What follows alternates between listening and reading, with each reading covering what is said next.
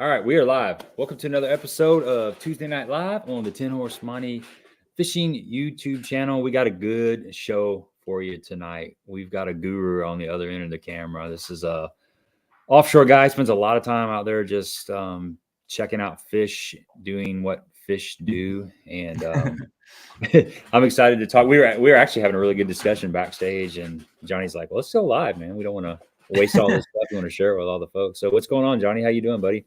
I'm doing great. Thanks for inviting me, guys. Excited. Yeah, the conversation was so great before, and I'm like, man, we should have been live 5 minutes ago. This is a great conversation already. So I know. Well, one thing we were kind of talking about identifying species using forward-facing sonar, and I watched a lot of live over the last, I guess, couple of weeks, because you had the NPFL, then you had some Bassmaster Opens, and then you had the BPT all going. And a lot of these guys are doing the LiveScope to Mickey rig thing. Yeah. And I was amazed at how often you heard them say, I think that's a bass. I'm not sure if that's a bass or not. It looks sort of like a bass, but even those guys that spend all the time behind that technology, they still at times have problems identifying exactly what species it is. I know with me, I can tell crappie pretty good. Yeah. You know, I can tell. I can tell crappie when they're bunched together. When there's like a solo, that's true. They do look like bass when they're big. That's hard. Or if something's really big, like at bull shows, we saw paddlefish. You know, obviously, if it's taken up like a grid and a half on your graph, it's not a bass. Right, but you know, I found this school of fish the other day. So I was on this little lake by my house, and water temps were like 39 degrees. I got out there, and there was literally shad carpeting the bottom of the lake. I'm like, oh, this is not going to be a good day, but I'm like, I'm just going to get out there anyways. So I started graphing, and like I graph with my side imaging, down imaging, everything still. And the reason is because I got out on this group of fish and I graphed it, and it was in 26 foot of water on this little, like, there's like a little old road rocky thing. It's like a 2 foot little bump up off the bottom.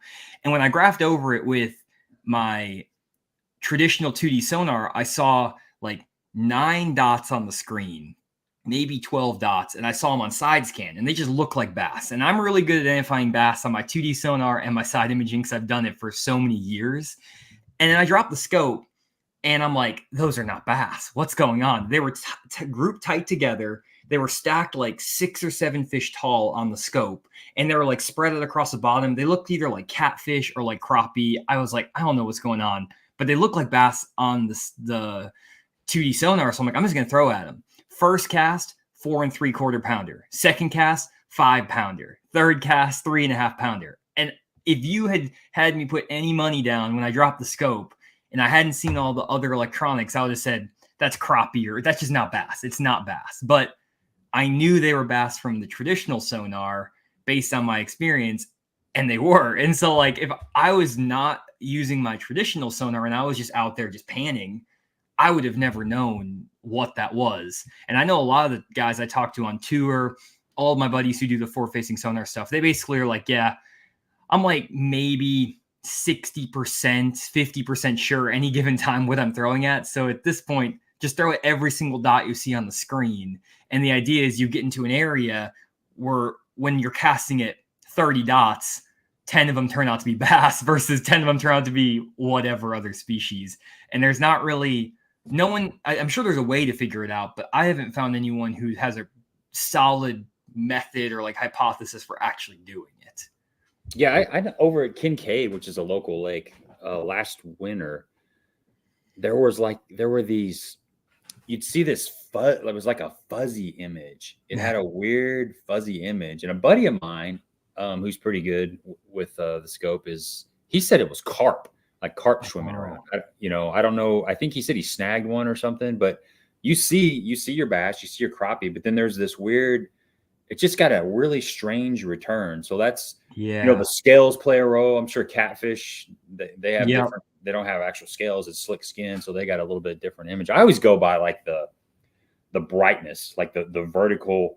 It kind of like a bigger bass to me on my system. It kind of does this. It gets a little vertical, and it's a brighter return. I know that's definitely a bass, but sometimes, like you said, sometimes like I think a pound and a half crappie looks like a bass. The biggest thing that I learned, and as we're talking about it, it's like you got to almost like decompress what you learn when you're looking at all this stuff. It's not just like as easy as some folks think is just you point it at it and they jump in the boat. Yep.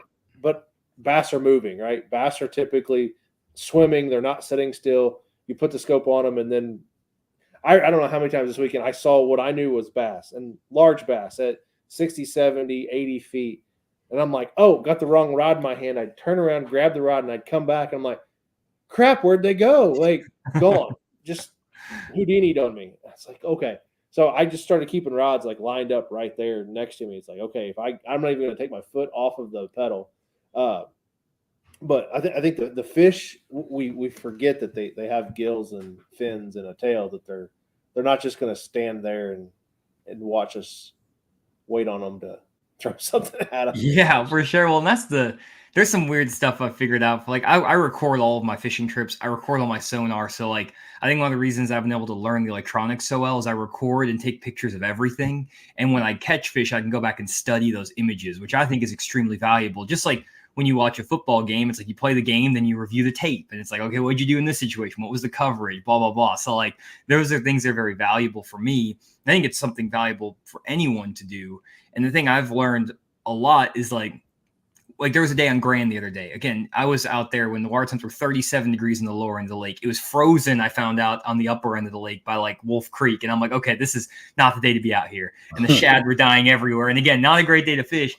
But like I was seeing these fish that are suspended chasing bait in the middle of the water column. And I'm like, okay, I got to figure out how to get these fish to bite. They look like big dots. There's like groups of 2 or 3 of them floating around. And I'm like, these guys, I've caught them in an area. I've caught bass in this area before. Fish and finally catch one, 8-pound drum.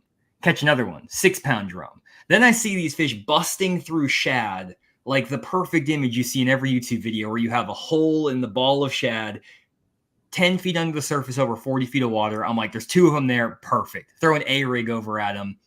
Double up on catfish on an A-rig in the middle of the lake. And I'm like, what is happening? And so when I went back and looked at the footage, I was like, okay, what about that makes it look like a catfish? And what I ended up doing was graphing through that area with my 2D, and I could tell what catfish look like. On traditional 2D sonar, I can tell a catfish from a carp, from a bass, from a crappie, from whatever, just by the way the arches look and my settings. And I'm really picky about my 2D sonar settings. So when I graphed over those fish, I'm like, oh, obviously they're catfish. I can see that.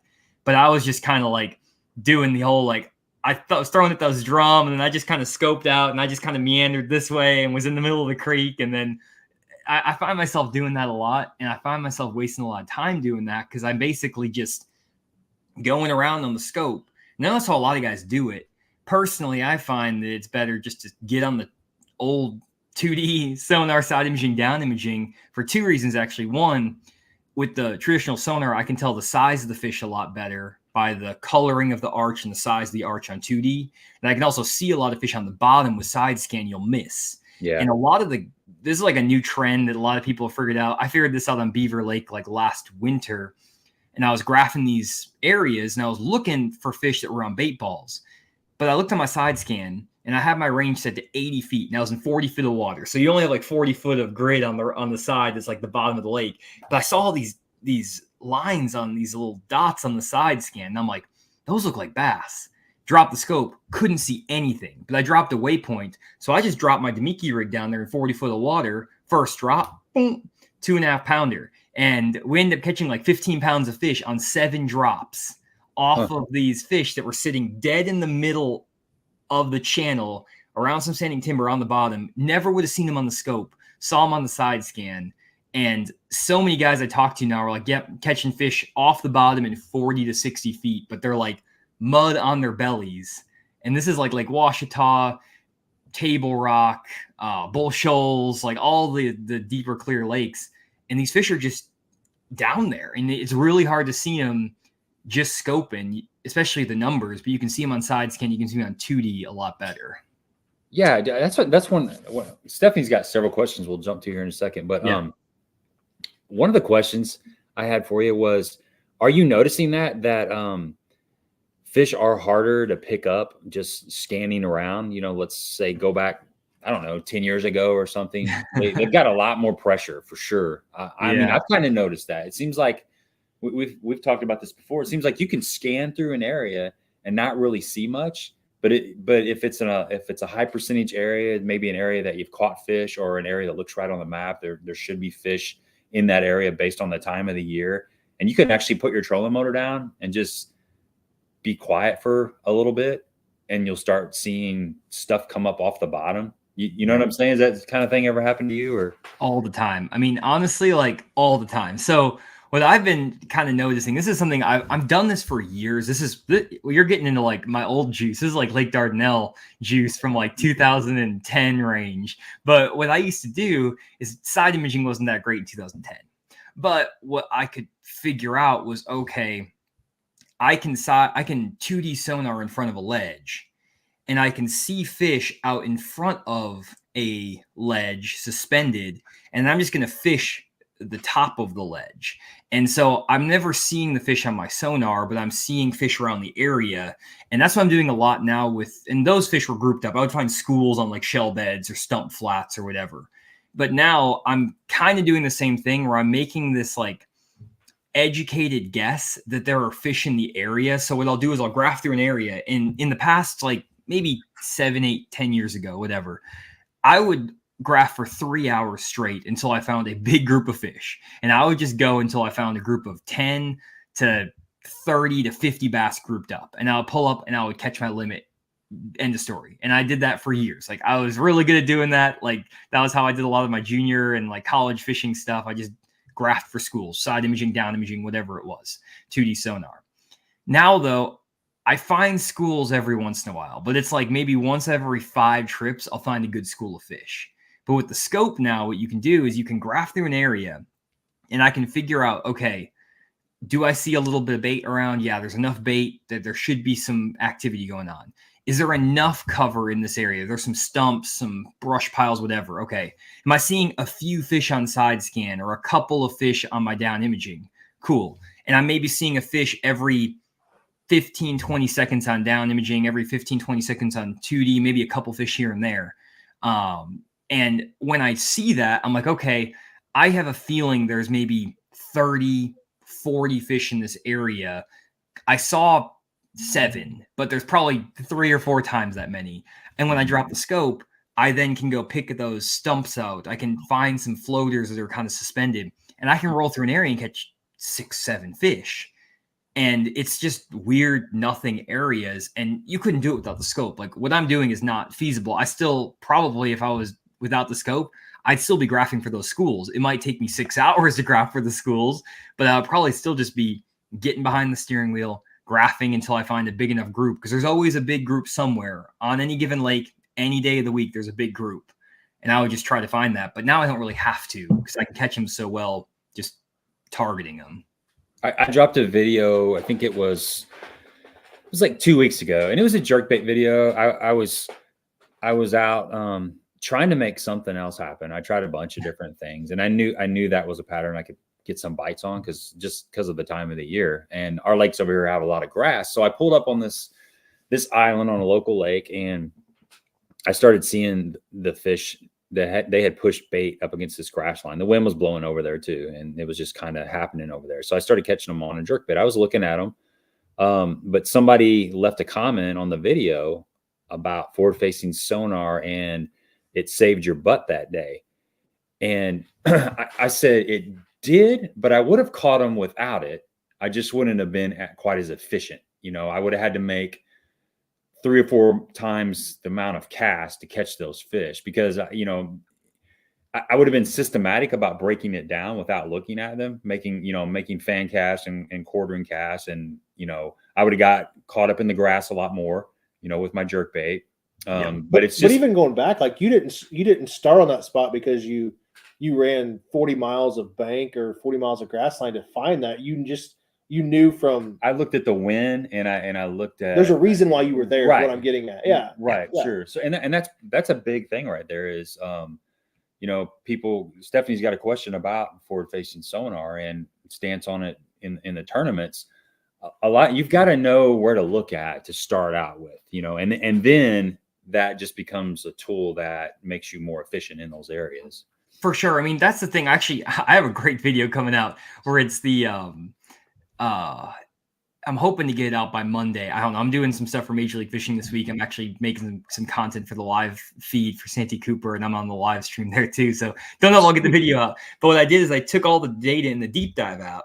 So we have 10,000 tournament patterns, more than that at this point, stretching from 2000 to 2024. So I broke the data set up, and I basically said, here's all of the tournament results pre-LiveScope, before we ever saw any patterns, because we actually tag every tournament entry as did they use LiveScope or didn't they as a major factor in that fish catch or that pattern. And so I filtered out all of the patterns basically, or I basically looked at the data and said, okay, 2019 is the breaking point. There was like a few forward-facing sonar things, but not really. That was the old Panoptics with like Scott Martin and stuff. No one was really doing it. Post 2019, so 2020 to 2023, and I looked at and compared the results. Like, how did anglers fish, the style of fishing, section of the lake, the water clarity, the type of cover, type of structure, all these things. And what's fascinating is that based on the data, overall at a high level, there's no difference in where people are catching fish in terms of section of lake and water clarity from pre-LiveScope to now. So they're catching them in the same sections of lake, like mid-lake or lower end of the lake. They're catching them in the same water visibility, stained water, same general feel for like where the fish are. The difference is instead of targeting maybe flatter pockets, rounded points, ledges, they're targeting offshore flats and other different types of structure, maybe a little bit different types of cover. But from a macro level, like the high level of where the anglers are actually fishing, it hasn't changed at all. The fish still live in the same places in terms of like maybe the same 2-mile section of the lake. They're just using different elements within that 2-mile section, and that's what's changing. So I think that's really fascinating because, like, to your point, you kind of knew I needed to get to this 200, 400 yard stretch. I don't know what they're going to be on, but I know based on the conditions, they're going to be kind of around here.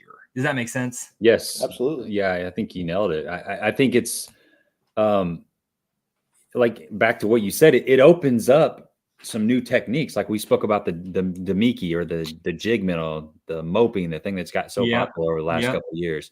That is something that, I mean, I guess you could mope, you could drift, because that just entitles dropping your bait to where it hits the bottom, reeling it up like a foot, and then drifting over large expanses like they do in the Great Lakes and some of these big bodies of water. That kind of stuff's been going on for a long time.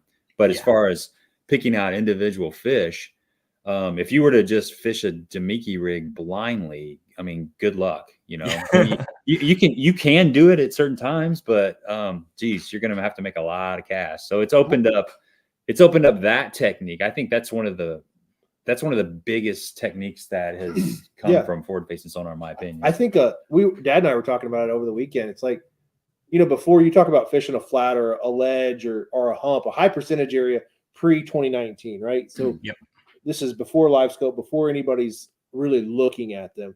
You caught that fish that was up on top feeding, because that was the high percentage area for you to cast at, right? You knew there was fish there. You didn't really worry about the 15 or 20 fish that are hanging off on the side that were suspended, because we didn't really have the technology, the bait selection. We had the bait selection, we just didn't know how to use it or how to put it into practice at least.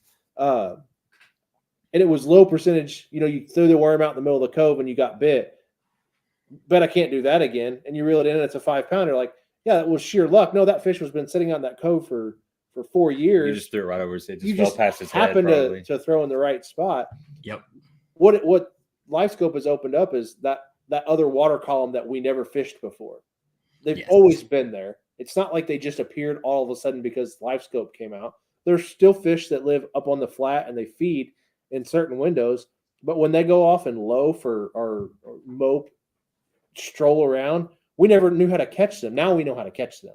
Yeah. Well, it's interesting. We become the top predator at that point. Yeah. And it's interesting. So like I feel like I was targeting a lot of the same fish that anglers were targeting with Demiki rigs in the past, and it's kind of a bummer because I had this strategy almost to myself. And I talked about it on my YouTube channel, but still I go fishing with people all the time. People are shocked by this. My number one bait that caught me the most fish and the biggest fish from 2012 to 2021 when I first got LiveScope was a hair jig. Beyond anything else, from spring to fall, I would catch them on a hair jig. And what I was doing is I was basically firing the hair jig out, letting it hit the bottom, burning it, letting it fall, burning it, letting it fall. Now I had another bait I used, which is the Nico rig or Neko rig, whatever you want to call it, where I would shake that bait up 7, 8, 10 feet off the bottom, let it fall back down to the bottom, shake, shake, shake. And between those two baits, I think from 2018 to 2021, they accounted for like 75% of my fish over 5 pounds over that 3-year stretch. Wow. And I was targeting those fish with my electronics. I would see them suspended around and I would just fan cast these flats. And I actually did it on a trip with Matt Steffen. We were over on Table Rock and I was doing this and I was showing them the technique. And I found like one little stretch and it was just this rounded point and you would just see some random, fish on side scans scattered around. And I'm like, this spot's going to be good. And he's like, what's going on? Throw over there, 4-pounders. This is September. So September, this is like not a great time on Table Rock. Catch a 4-pounder, catch a 3-pounder, catch like 3 or 4, 2.5-pound spotted bass.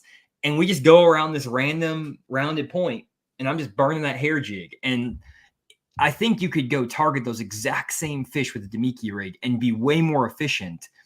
I was just doing it with the hair jig and also the Nico rig is the 2 baits I would use with it. And it kind of took that out of play for me a little bit because now it's like the hover rig. It's the Demiki rig. I still throw a wacky worm, but it's not really a Nico rig anymore. I throw a wacky worm more. So it's a little bit weird, but like I kind of lost that advantage because forward-facing sonar makes it way easier to target the fish I was already targeting 10 years ago. And, and nobody else was targeting them either.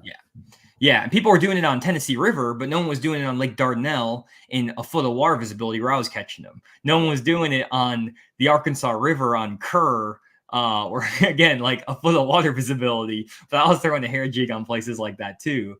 And people just never did it. So, well, back then we always just assumed that you got a foot of water visibility. They got to be around hardcover, a bank. They're around something. I remember my first trip out with LiveScope. It was blown out mud. And I saw a fish out in over 20 foot of water just cruising along. I'm like, that's got to be a log or something out there. Nope. It's a largemouth just suspended out there and nothing. Yep. Well, so here's going back to Stephanie's question. I don't want to leave her hanging with the question about my opinion on forward-facing sonar in tournaments.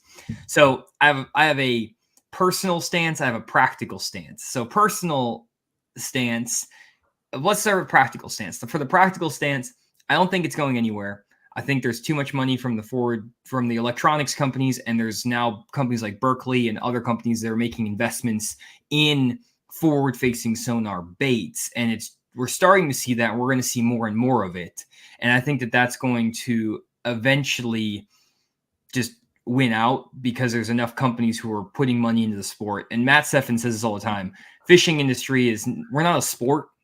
We're a marketing engine, and that's kind of what it is. It's like high stakes gambling on water is really what tournament fishing is that's in reality what we're dealing with. So from a practical stance, I don't think it's going anywhere. I don't think it's going to get banned. So I'm going to keep using the technology and things like that just because I like to teach the cutting edge of whatever the top pros are doing. That's what my channel's about. Offshore fishing, electronics, stuff like that. So that's what I'm going to use.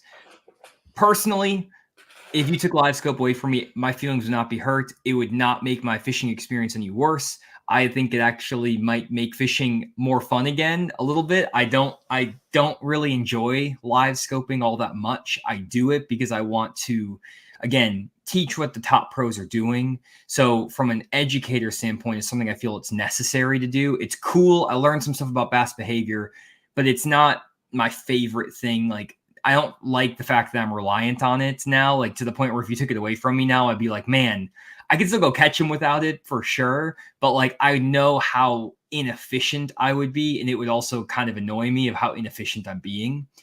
Another standpoint I think is an interesting point that people have talked about. I don't know exactly. This is something I think that's very interesting. At least I'll throw this out there. This could be a hot take. So if you guys are going to clip this for like social media or something, go for it. But back in 2012, Paul Elias set the fishing world on fire with the Alabama rig, catching fish like crazy.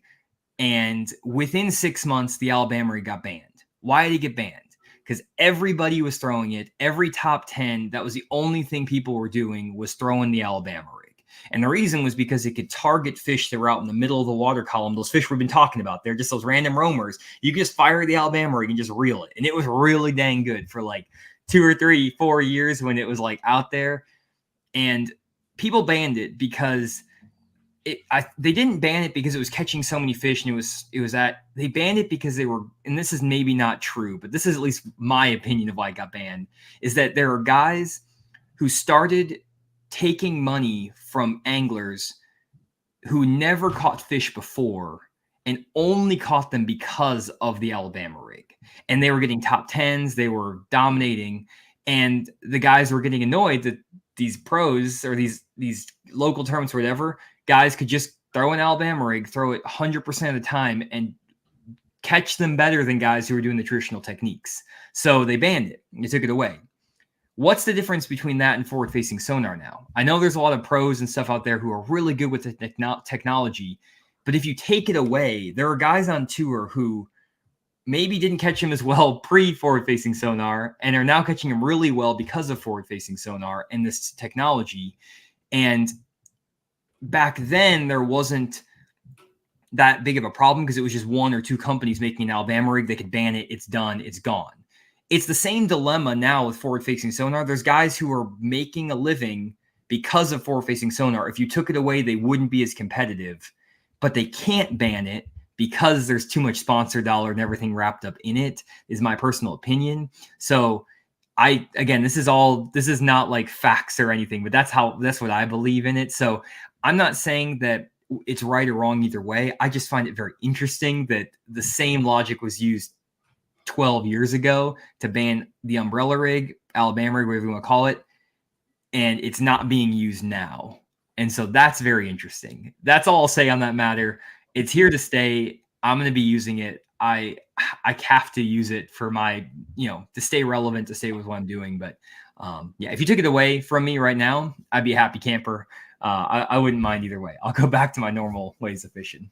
Yeah, it's definitely integrated into tournament fishing, into it's integrated in how folks are growing up fishing. Like, that's true. I mean, Duncan was on. I was listening to him today, and he was talking about his boy like loving live. He's got one boy that loves LiveScope and one boy that hates LiveScope.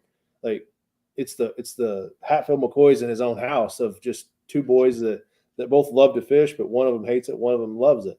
I know we were backstage. We were talking about what your setup is. I know you said you run a little bit of everything. So talk a little bit about that, but what's your ideal setup? If we were to pin you down and make you pick a handful of items, what would your items be? Whether go from 2D to your side imaging, your down imaging, and then to your live. So this is something I've had a big dilemma about because I'm a 2 graph kind of guy. I like to run a graph on the back and a graph on the front, and that's it. I had at one point 3 graphs up front, and it was very annoying to me. I didn't like having that many screens. I would usually I still have all the stuff where I can put 3 screens in the front of my boat. My mounts are all still there. I just found that I would only turn one of the units on and I wouldn't run the rest. And so I just took everything off. And so it's not necessarily because I can't run that many units. I just choose not to. One, because I just don't think it's practical to teach fishing. That's what I'm not a pro angler. I teach fishing on YouTube. So I want to teach in a situation that's as close to realistic, even though, having LiveScope in and of itself is extremely expensive. It's like $4,000 just to get like a standard LiveScope setup. Maybe there's some deals and stuff you can get now that get it cheaper. And that's not including the back unit that you would want. So all that being said, what I would say is I would use Garmin LiveScope up front. The only reason is because that new LVS 34 transducer is so good at picking up fish in shallower water compared to the other units. So the target separation you can get because of the color palettes on the Garmin LiveScope when you're looking at fish in 2 to 6 foot of water is so much better than Mega Imaging or Mega Live and the Active Target 2.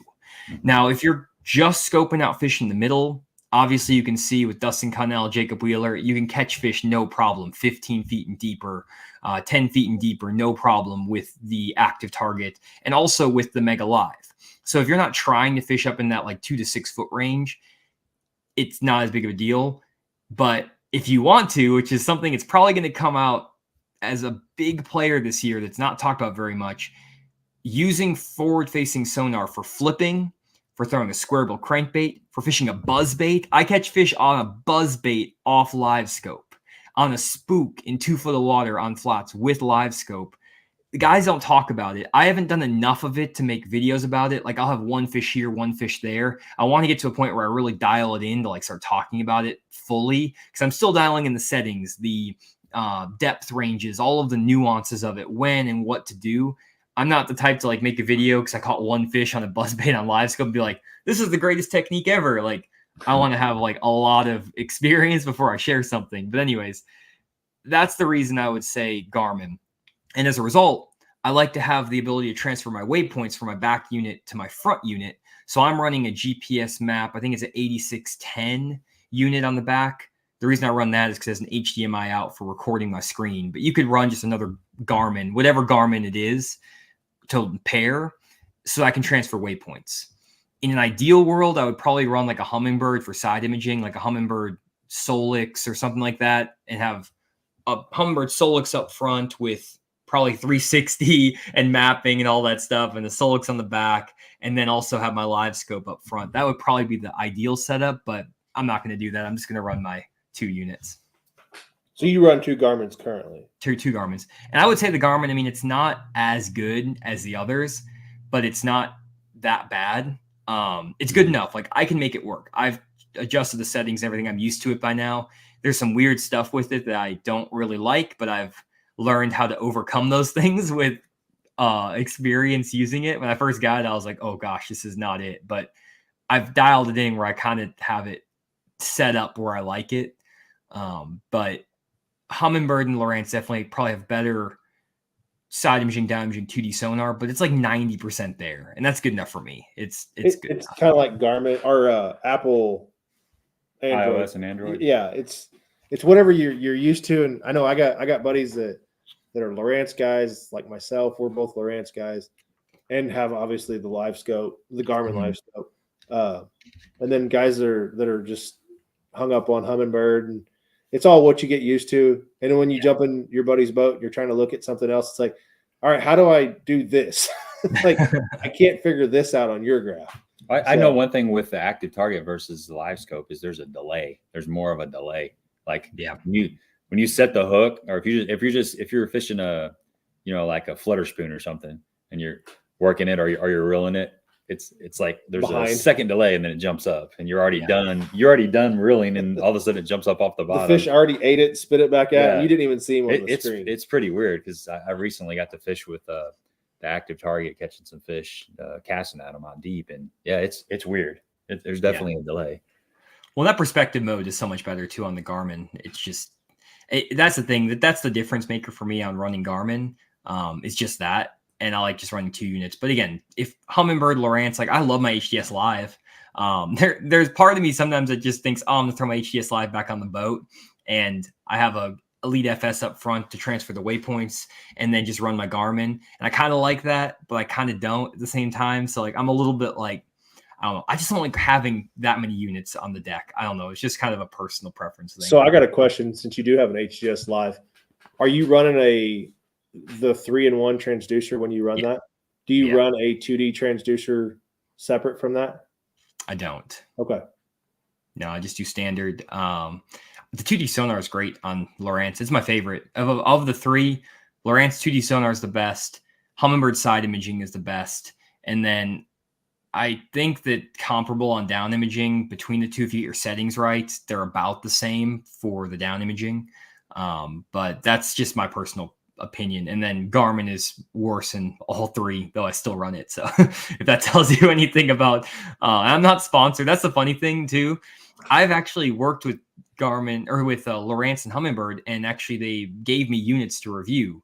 I've had to buy my Garmin units. So if that tells you anything, I've gotten units to review for free from the other brands, and I'm still running Garmin. So I paid with them with my own money. So if that tells you anything right there, that's How are you recording your screen? You said you got to have an HDMI output. Is it so that 8400 has an HDMI plug in the back? That's the reason I use that too, because I need to be able to have the HDMI come from the Garmin, but I also like to be able, when I'm recording, I have a special setup. I don't want to get into it too much because it took me way too long to figure it out myself. Okay. Gotcha. But ideally, the nice thing is I can mirror the LiveScope from the front to my back unit, and then I can just run the HDMI from one unit, and I can capture the side imaging, down imaging, 2D sonar, and LiveScope all on one unit. Yeah. I can't do that if I had to do like a Lowrance and a Garmin. I would have to have a recording setup for the Lowrance and a recording setup for the Garmin. So that's 2 recording setups, and that's just like, my boat's already a Frankenstein mess, so it would be too complicated. So that's another reason why I run the Garmin, is just because of ease of recording. I can't imagine what your wiring looks like in your boat. Oh my God, you don't want to know. My poor boat, like, dude, my boat is it's got so many hours on my engine. It's a 2004 Triton with a 2005 Mercury. I've talked to my guy who rigs my boat. It's Integrated Boat Works over in Tulsa. Darren over there does a great job. If you guys ever need rigging or get electronics, go to Darren Integrated Boat Works. But he has packed my boat with literally as many cords as we possibly can get through there. Like I don't have, like, 3 of my storage compartments are completely taken up with stuff. Like I barely have room for my poles in my boat, but everything works. So it's just wired up like a hot mess, because I got camera stuff. I got like all these other things that I need for filming too, that are completely unrelated to fishing, that also are wired on my boat. So yeah, it's a pretty big nightmare. Well, we can kind of empathize with you. We run John boats, 16-foot John boats that have everything that bass boats have on them, except for storage. And then, like you said, though, like I started running with Gen 2 Lowrances, so you had the black box because they were non-touch. Yeah, you had all that, and it doesn't seem like much, but you find a good spot to put that, and then I'm going to add LiveScope, and still running old Gen 2 non-touches. Still had to have that little black box. Now I got 2 black boxes in there. It's like, where does this madness and an end extra at? battery for your your forward-facing sonar. Yep. And fortunately, we only put 3 gallons of gas in our boat, and we can run for 2 days. But I mean, that's nice. It is pretty nice. That is nice. Well, it's the same with mine. My boat, my engine kind of sips gas. Is kind of nice. I can't run super far because I don't have that big of a gas tank, but it's not bad on gas mileage. And like I have the box for the active target. I have the Garmin box. I have the Humminbird like system link box in there. I have like a bunch of other random wiring harness things. I have like extra stuff like power management breaker things in case everything goes and starts failing. Oh, it's so bad. So you had somebody rig it for you. You didn't rig it all? No, I don't touch it. Like I would screw it up. Darren is actually worked with a different company, and then he moved over to his own shop with Integrated Boat Works. And I'm like, Darren, wherever you go, I'm following, because you're the only one who knows what's going on with my boat, because he rigged it and he did a great job. If anyone else touched my boat, I guarantee you it would get screwed up, because he's got this big rollout. He's got schematics thing that's in a safe, and whatever you need work, he goes in and gets it out and rolls it out. It's like a pirate map or something, a treasure map. Well, that's the great thing about doing your own, or having a guy like Darren that takes care of you, but someone that knows your boat, or if you know your boat better than anybody else, you can trace a problem down. Like when I bought my boat, and I think Gabe, you're the same way. Like I ripped everything out of that John boat. There was not a wire left in there when I started. And then I ran everything from pumps to lights to, I got lights in all my compartments. I got lights that, like, it looks like a 2004 Mitsubishi Eclipse from Fast and Furious. Like, you can turn all the lights on and it glows. That's awesome. But it's all useful items too. And then, like you said, the USB plugs for filming, just the little stuff that you don't think about that 2004 that Triton didn't put on a boat. for sure. I mean, like people ask me, why don't you get a new boat? And like, one, I love my boat. It's great. I can run it up into the bank and like against a dock. And if it scuffs the gel coating, I'm like, it's fine. Whatever. Yeah, right. So it's kind of nice with that. Like, I know it's a fiberglass. I probably should be fine. But like Matt Steffen, it was so funny. We were pulling up to a boat ramp. We were at Table Rock. First time we ever fished together with both our boats. And we're growing. And Matt like slowly backs his boat up or pulls his boat in, drops his poles, does everything super nice. And I just ram my boat right up. And there's like bigger rocks and stuff. And he's just like, oh my God, what are you doing? And I'm like, it's fine. I've done this a million times. And he's like, that poor boat. And then every time I get in, he would pull out his phone and he'd record me. He'd be like, look at Johnny abusing his old boat. Like, I would never want to be this boat. And he just was giving me crap. But I'm like, man, I've had this thing on the Arkansas River. I've had it stuck on sandbars and jetties and all. I mean, this my boat's a tank. It's a war wagon. 2004. It is an absolute war wagon. There's something nice. There's something nice about that. Those old boats were built so much better than these new ones. You don't want to get one of those parking lot princesses all scratched up. I mean, and let's be honest, we know that because we run aluminum boats. We don't have power poles. You got to run it up as far as you can on the bank so it don't float off when you go get the truck. Exactly. Yeah, bottoms for mine is at least it'll slide right off. Yep. The flat bottom will. Yeah. I mean, I got one of those like the keel, the little thing, the saver thing. I have to change it every year because mine gets torn up. This is fine. But that only covers like 6-8 inches. Don't look at the bottom of my boat. No one would ever be able to buy my boat. With the number of hours on it and the number of scuffs on it, I think I'd have to pay someone to take my boat at this point. All the wiring. You would probably have to take the whole top cap off just to get the wiring back out of it now. No, there's one point Darren, I was like, can we take out this one wire? Because I'm like, I'm not using this anymore. And he's like, dude, there's no way we're getting that wire out of this boat. Like, it's in there forever. It's never coming out. It's part of the boat now. I don't know what Joby's talking about here. Maybe you do. He said, what do you think about Tristan's technique of dropping on fish with a 1/2 ounce or 1 ounce weight? Maybe Tristan McCormick, maybe? I think it was from the Lake Ouachita Bassmaster Open. So that's something that I definitely have done, Joe. There's actually, there's a couple scenarios. One thing I found that's been really, really good, deeper, obviously, is like the ice fishing jigs and stuff, but you can go to like really heavy, like 1/2 ounce, and there's some locally made like 3/4 ounce jig heads that I use for Demiki rig fishing when those fish are really deep, and you can get to them really fast, but also when you pop it, it falls faster than the standard like 3/8 ounce Demiki. And some situations it gets them to react better. So like I actually have a 3/4 ounce Demiki, a 1/2 ounce, a 3/8 and a 1/4 when I'm really Demiki rig fishing on the boat. And these are all with size 2 or a 2/0 hook. So it's like a giant hunk of lead on there. And they don't really make like a tungsten 3/4. So these are just like guys making them in the back of their garage or whatever who are making them. But that's a cool deal. Yeah. But like I also find that even up shallower, like with brush piles, so this is something I figured out a long time ago in Lake Dardanelle. One of our best patterns that we kept in like the back pocket for years and no one knew about is you would go into these lily pad fields on Lake Dardanelle, 6 inches of water visibility. This is from like May through October. And you get on the outside edge of these lily pad clumps and you'd pitch an 1.25 ounce Strike King Hack Attack heavy cover flipping jig in 2 to 4 foot of visibility or 2 to 4 foot of water in these lily pad stems and pads, like actual pads, drop it through there and catch 4 to 6 pounders with the heaviest jig. And you didn't need it to penetrate the cover. Like you could get through there with a 1/4 ounce weight, but we were just doing it and we were smashing them.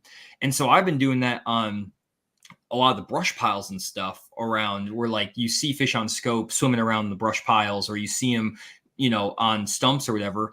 I'm using a 1 ounce football jig all the time, like 1 ounce, 1.25 ounce football jig. They're all locally made jigs just from shops. Like there's a lot of guys that make, local stuff, but I use a 1 ounce football jig as one of my main weapons with LiveScope, because that thing falls super fast I'm using it in 6 to 12 foot of water. I'm not using it in 40 feet. Like I'm using it shallow, and those fish just come unglued on it because it's like it falls and it like probably leaves like a little dust thing. I hop it once and they just get all over it. So Heavier can be better a lot of times. That's very interesting. Who was talking about that? That's Chad Morgan-Taylor. Okay, was yeah. talking about that, like flipping a 3/4 ounce jig in like a foot of water.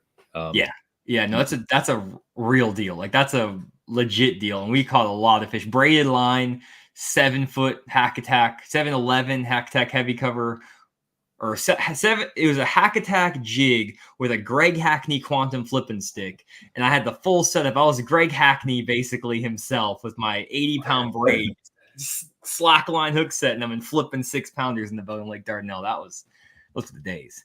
It was actually cool that Bassmaster Open, get back to the LiveScope, non-LiveScope, because that's the topic of the day. The Jeremiah Kindy, who actually ended up winning the Lake Ouachita Bassmaster Open, I've fished against him before, known of him for years when we fished the Mr. Bass of Arkansas and like all these tournament trails. He's an absolute hammer down there. And he was doing the old school 2012, 1990s to 2020s strategies of running grass edges, grass ditches, little bump outs on the bank, throwing a 1/2 ounce and 3/4 ounce trap in grass. Like that is the most classic pattern on Lake Ouachita, Lake DeGray, that area of the country.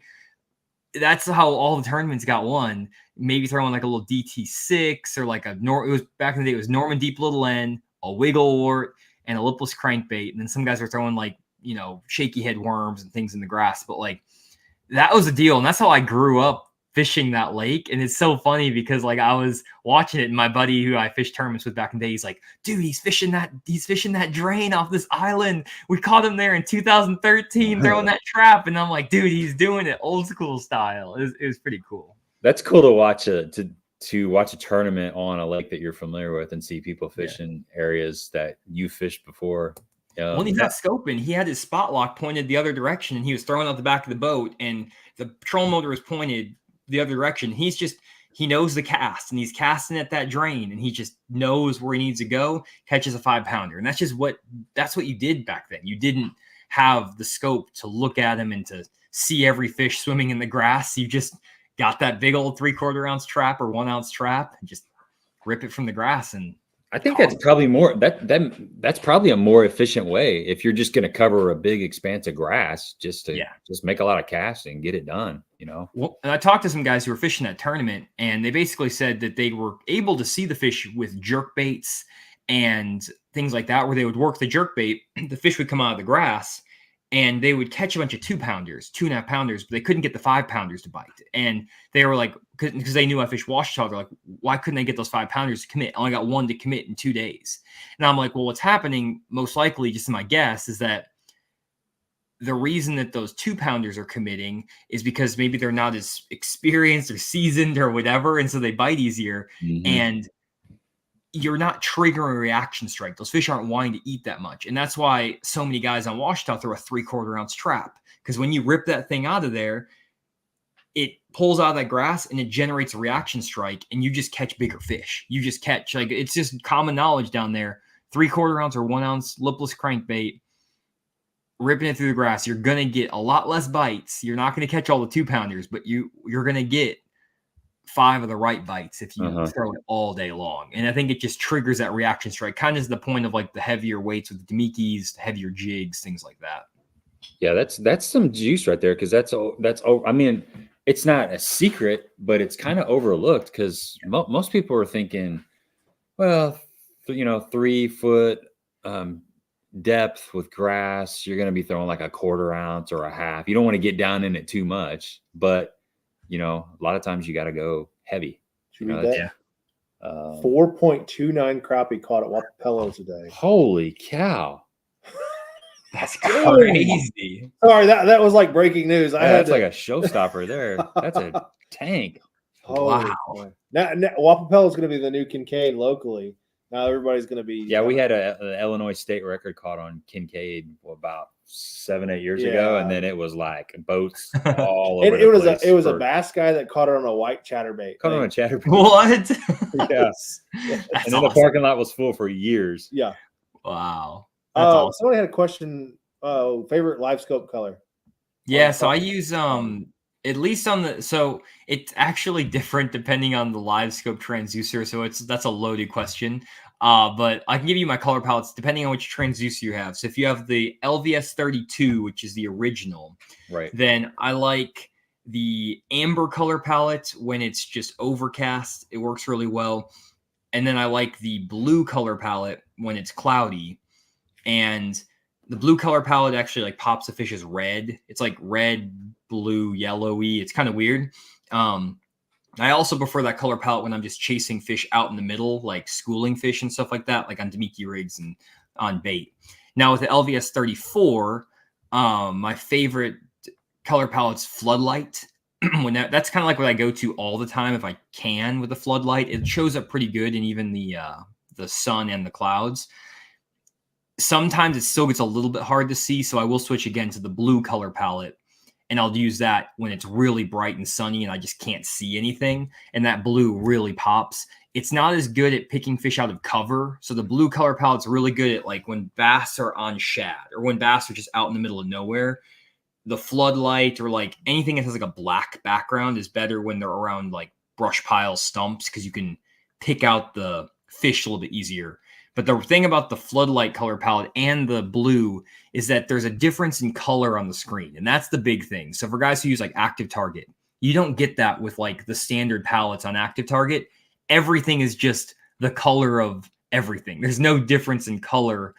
And when you change the settings, you can't adjust the gain, contrast, the like all these different settings. Like the Garmin has almost too many settings. There's like a million things you can switch.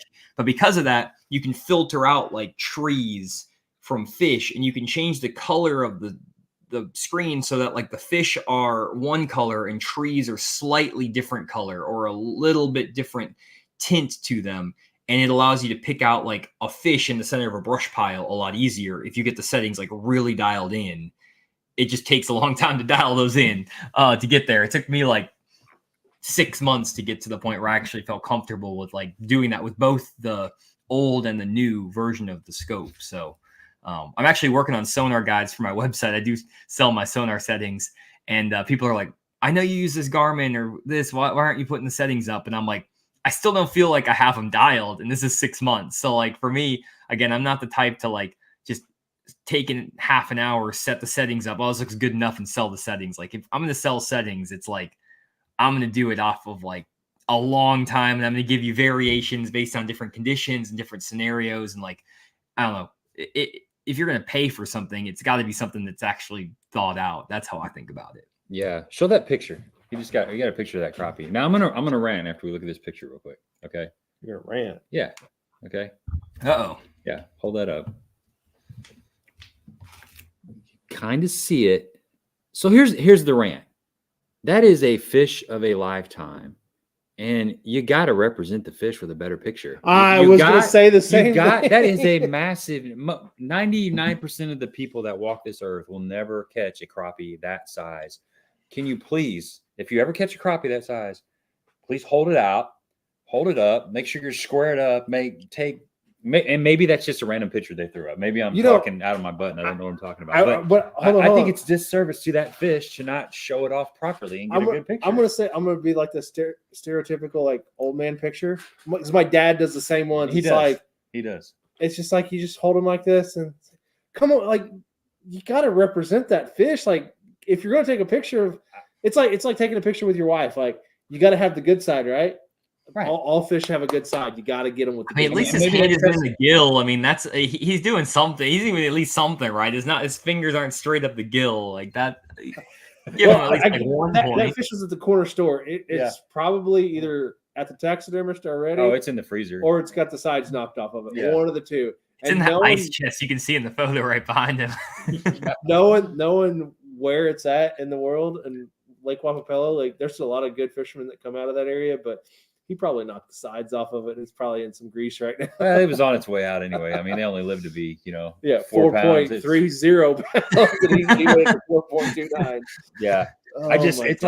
It's like maybe that comes from shooting content and having a YouTube channel. But I always, when you catch a fish like that, man, you got to show it. You got to present it properly to the world by holding it and doing everything you can, because that's just a That's a thing of beauty. I mean, it's just not going to happen every day. I don't have a good. That's side. my little rant. I don't have a good side. He's probably got 20 other pictures where he's holding it up perfectly. Perfect, and that's the one He's got a tie on and a dress shirt.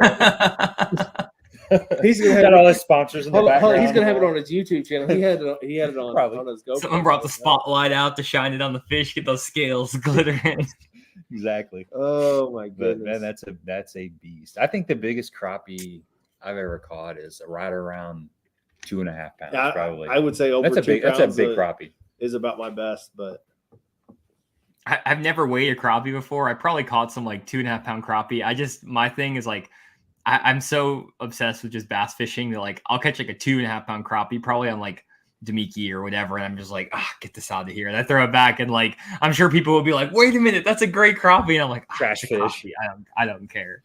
That's like me catching stripers in our lake. They stocked stripers in our little 1,800 acre lake around here, and I absolutely hate them like with a passion because they'll screw up a bass spot in no time at all. They'll screw up your hand too. That's the problem.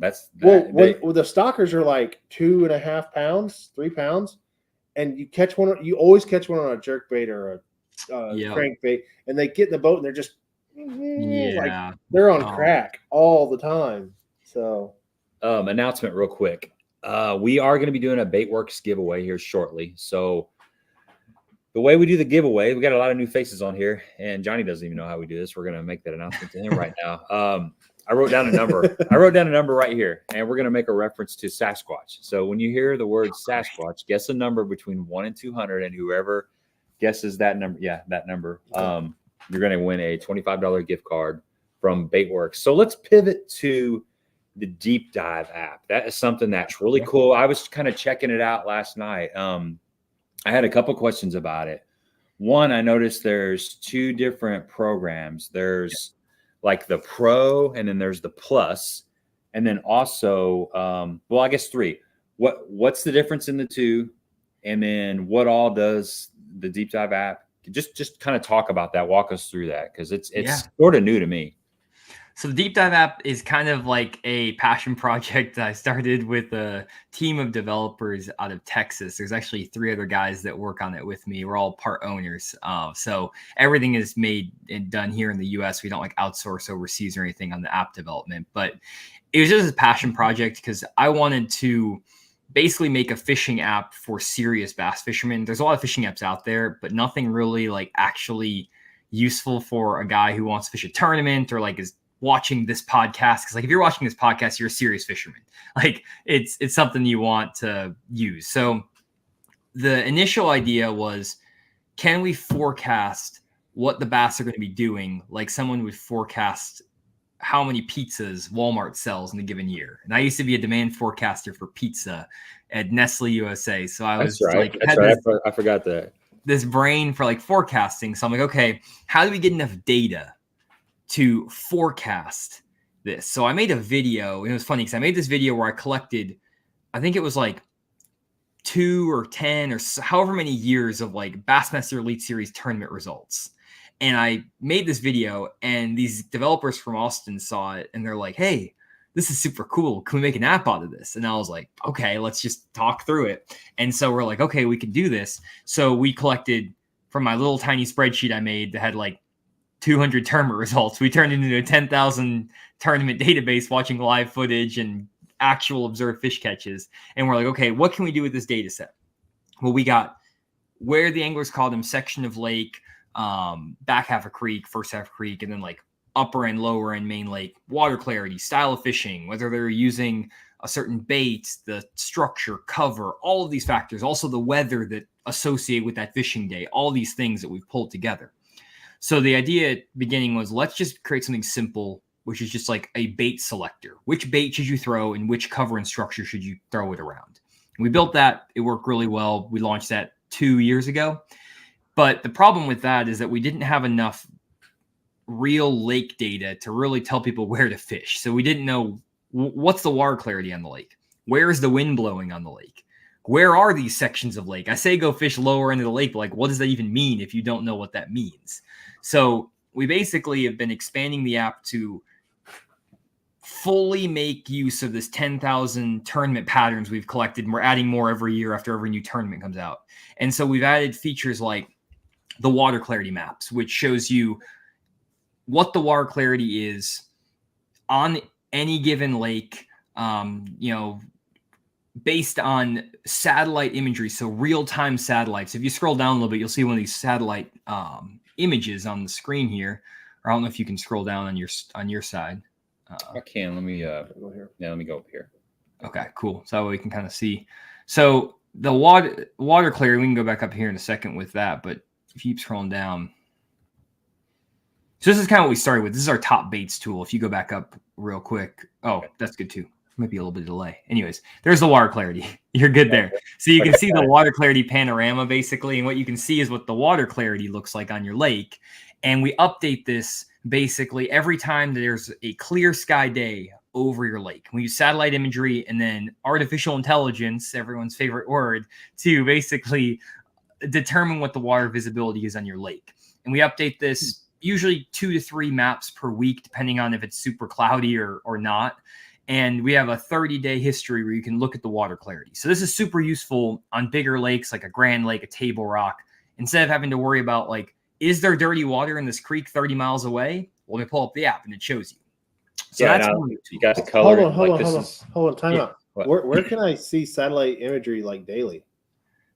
So there's not a good way to do it, and we pay money to get that basically, and we only get tiny snippets of the data, and we don't get like. It's very expensive to get that basically. Got it. I was gonna say that's not an app that I'm aware of yet. No, that's not the thing. So this is, and the other thing too about it is like, we're trying to, when you look at the water visibility, we've come up with formulas and things that will adjust for if there's wind on the water, if there's all these little small things you would never even think about. Is there a boat randomly in the middle of the lake that's throwing up? So we have to like do all this crazy stuff to clean this up and make it good. Yeah, because if the wind, this is the north side of a lake. If the wind had been blowing out of the south for 2 days, regardless if there's been any kind of rainfall, like water coming into the system, this is most likely, if it's a clay bank or some sort of maybe rock, might not be as influenced as much, but this is going to be more stained most likely. So and you can see it as it moves around the lake. You can see the water visibility changing and stuff. And so it's a very cool tool. So we've added that. And if you scroll back up to the very top, we also have the wind effects map.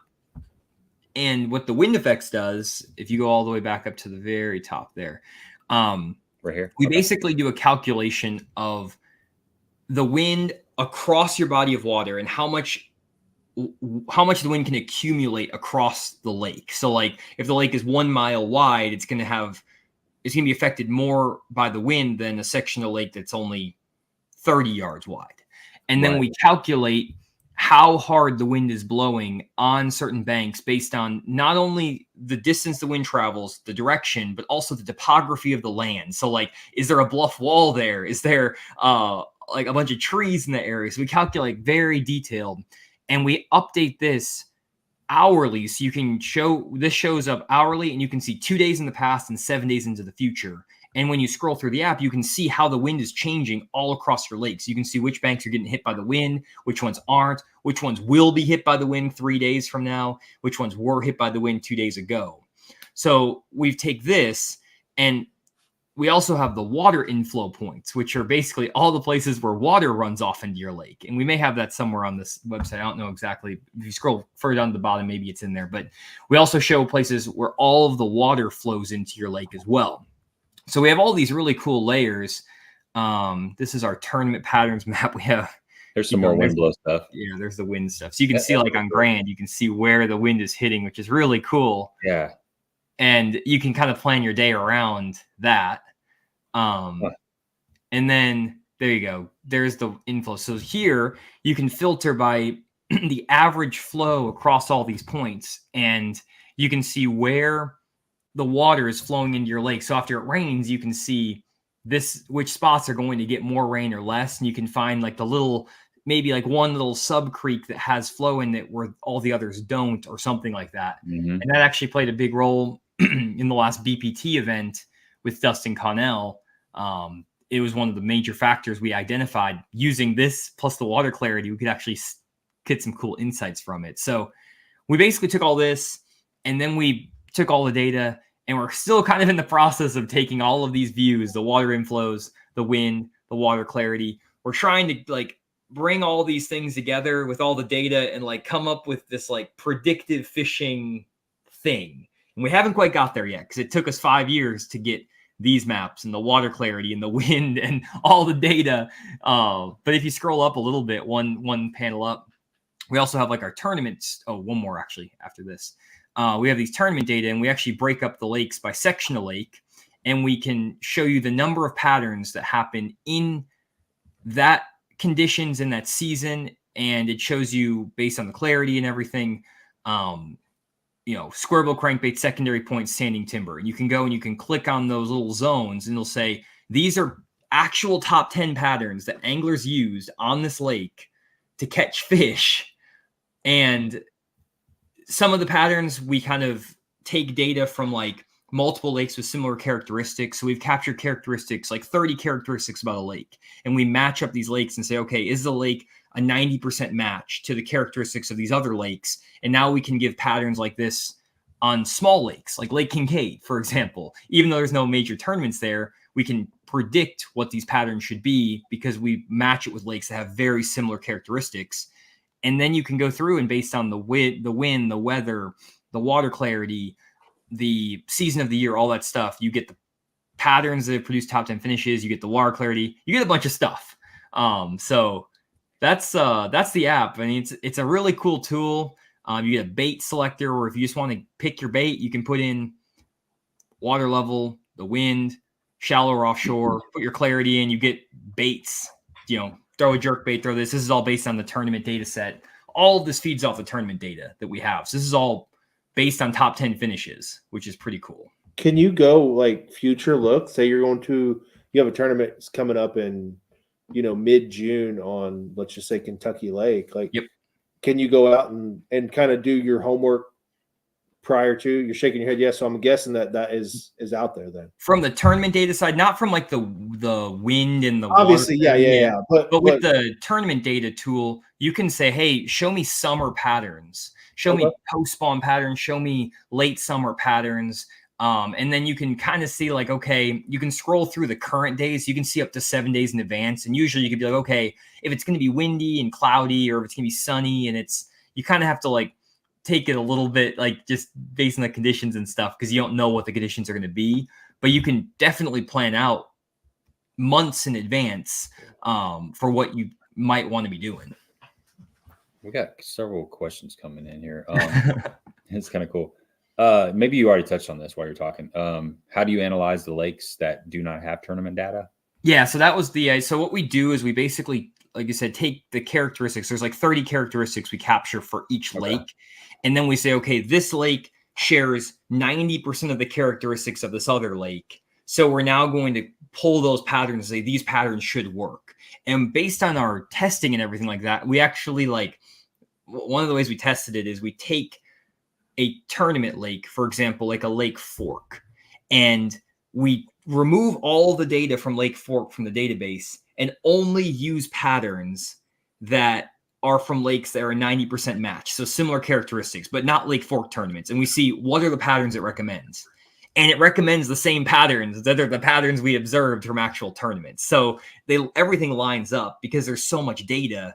You're getting a huge sample size. So you're able to kind of narrow it down, and like, it's not maybe like 100% perfect, but the conditions are always changing. Like how they catch them last year on Toledo is not going to be the same way they catch them this year on Toledo Bend or 10 years ago on Toledo Bend. But it gives you a really good starting point to say, here are 5 or 6 well-known established patterns that have generated top 10 finishes that you can start with. And we can extrapolate those to any lake you want across the country and still give you really good recommendations. Again, maybe there's like a little nuance we're missing on your lake, like it has a sulfur spring or something that we don't know about. But like, if it's just like not a crazy, like weird off the wall lake that has some weird scenario, we're going to be able to match it really well.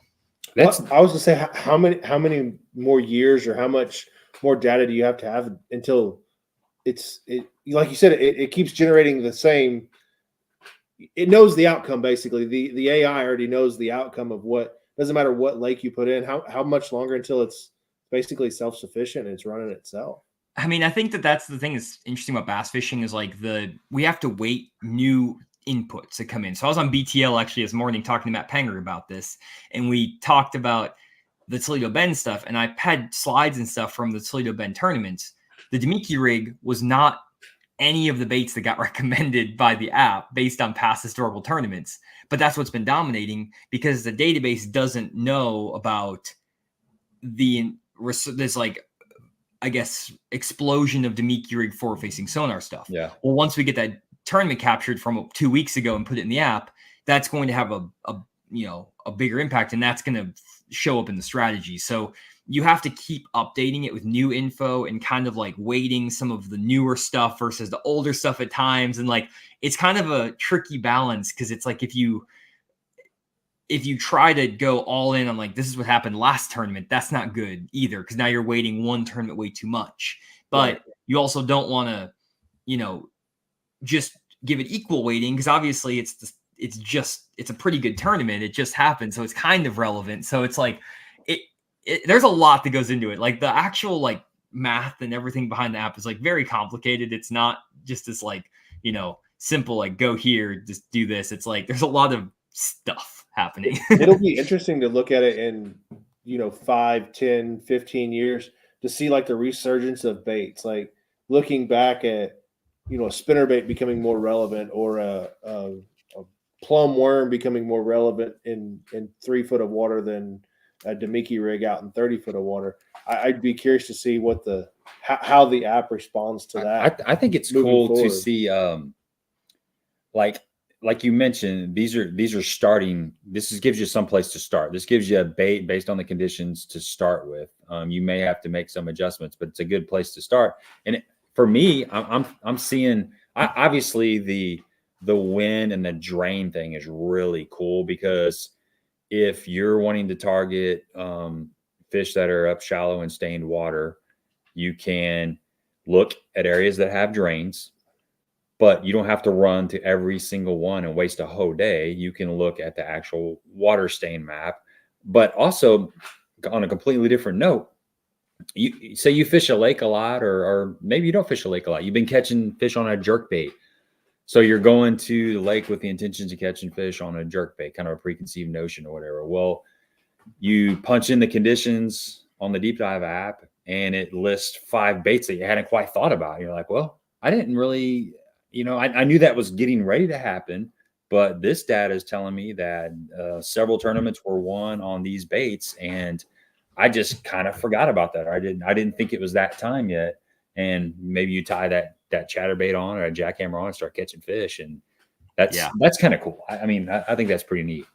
Well, that's been happening for me all over the place. Like I'm actually trying to pull something up as I go here. So I'm not ignoring you guys. I'm trying to pull up the app on my phone, but I've had that happen so often where I go to the lake and I'm just like, man, I'm like my plan A, plan B, plan C have all sucked. Yeah. And so like, I don't know why I'm not catching them. But what I'm going to do is I'm going to pull up the Deep Dive app. I'm going to pull up the tournament patterns map, and I'm going to be like, okay, what are the top 5 tournament patterns in this exact area where I'm at? Like I'm in the section of the lake. I'm right here. Let me click on the Deep Dive app, see what it says.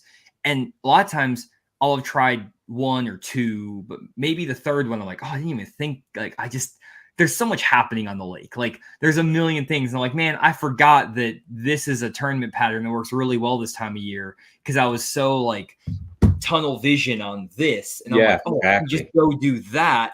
And so many times I just go do that like third pattern that shows up in the app and I'm start catching them. And I'm like, it's not like it's necessarily even like, I didn't know that was a thing. Cause obviously I'm doing all the data work for the app. So I should know it, but like, it's a lot to keep track of. And also like we're taking into account the weather, the lake level, the all of the macro conditions, the current flow on the lake, like is there current flow going through? So we take all that stuff into account when we recommend strategies. So sometimes I don't even think about like, oh, they started generating current 3 hours ago, and that is reflected in the strategies in the app. I just didn't think about that. And like we have, like I'm pulling this up right here. We have like current. Ooh, that is great. There we go. We got current flow graphs where you can actually like scroll through and see what the current flow is hour by hour. Yeah, that's handy.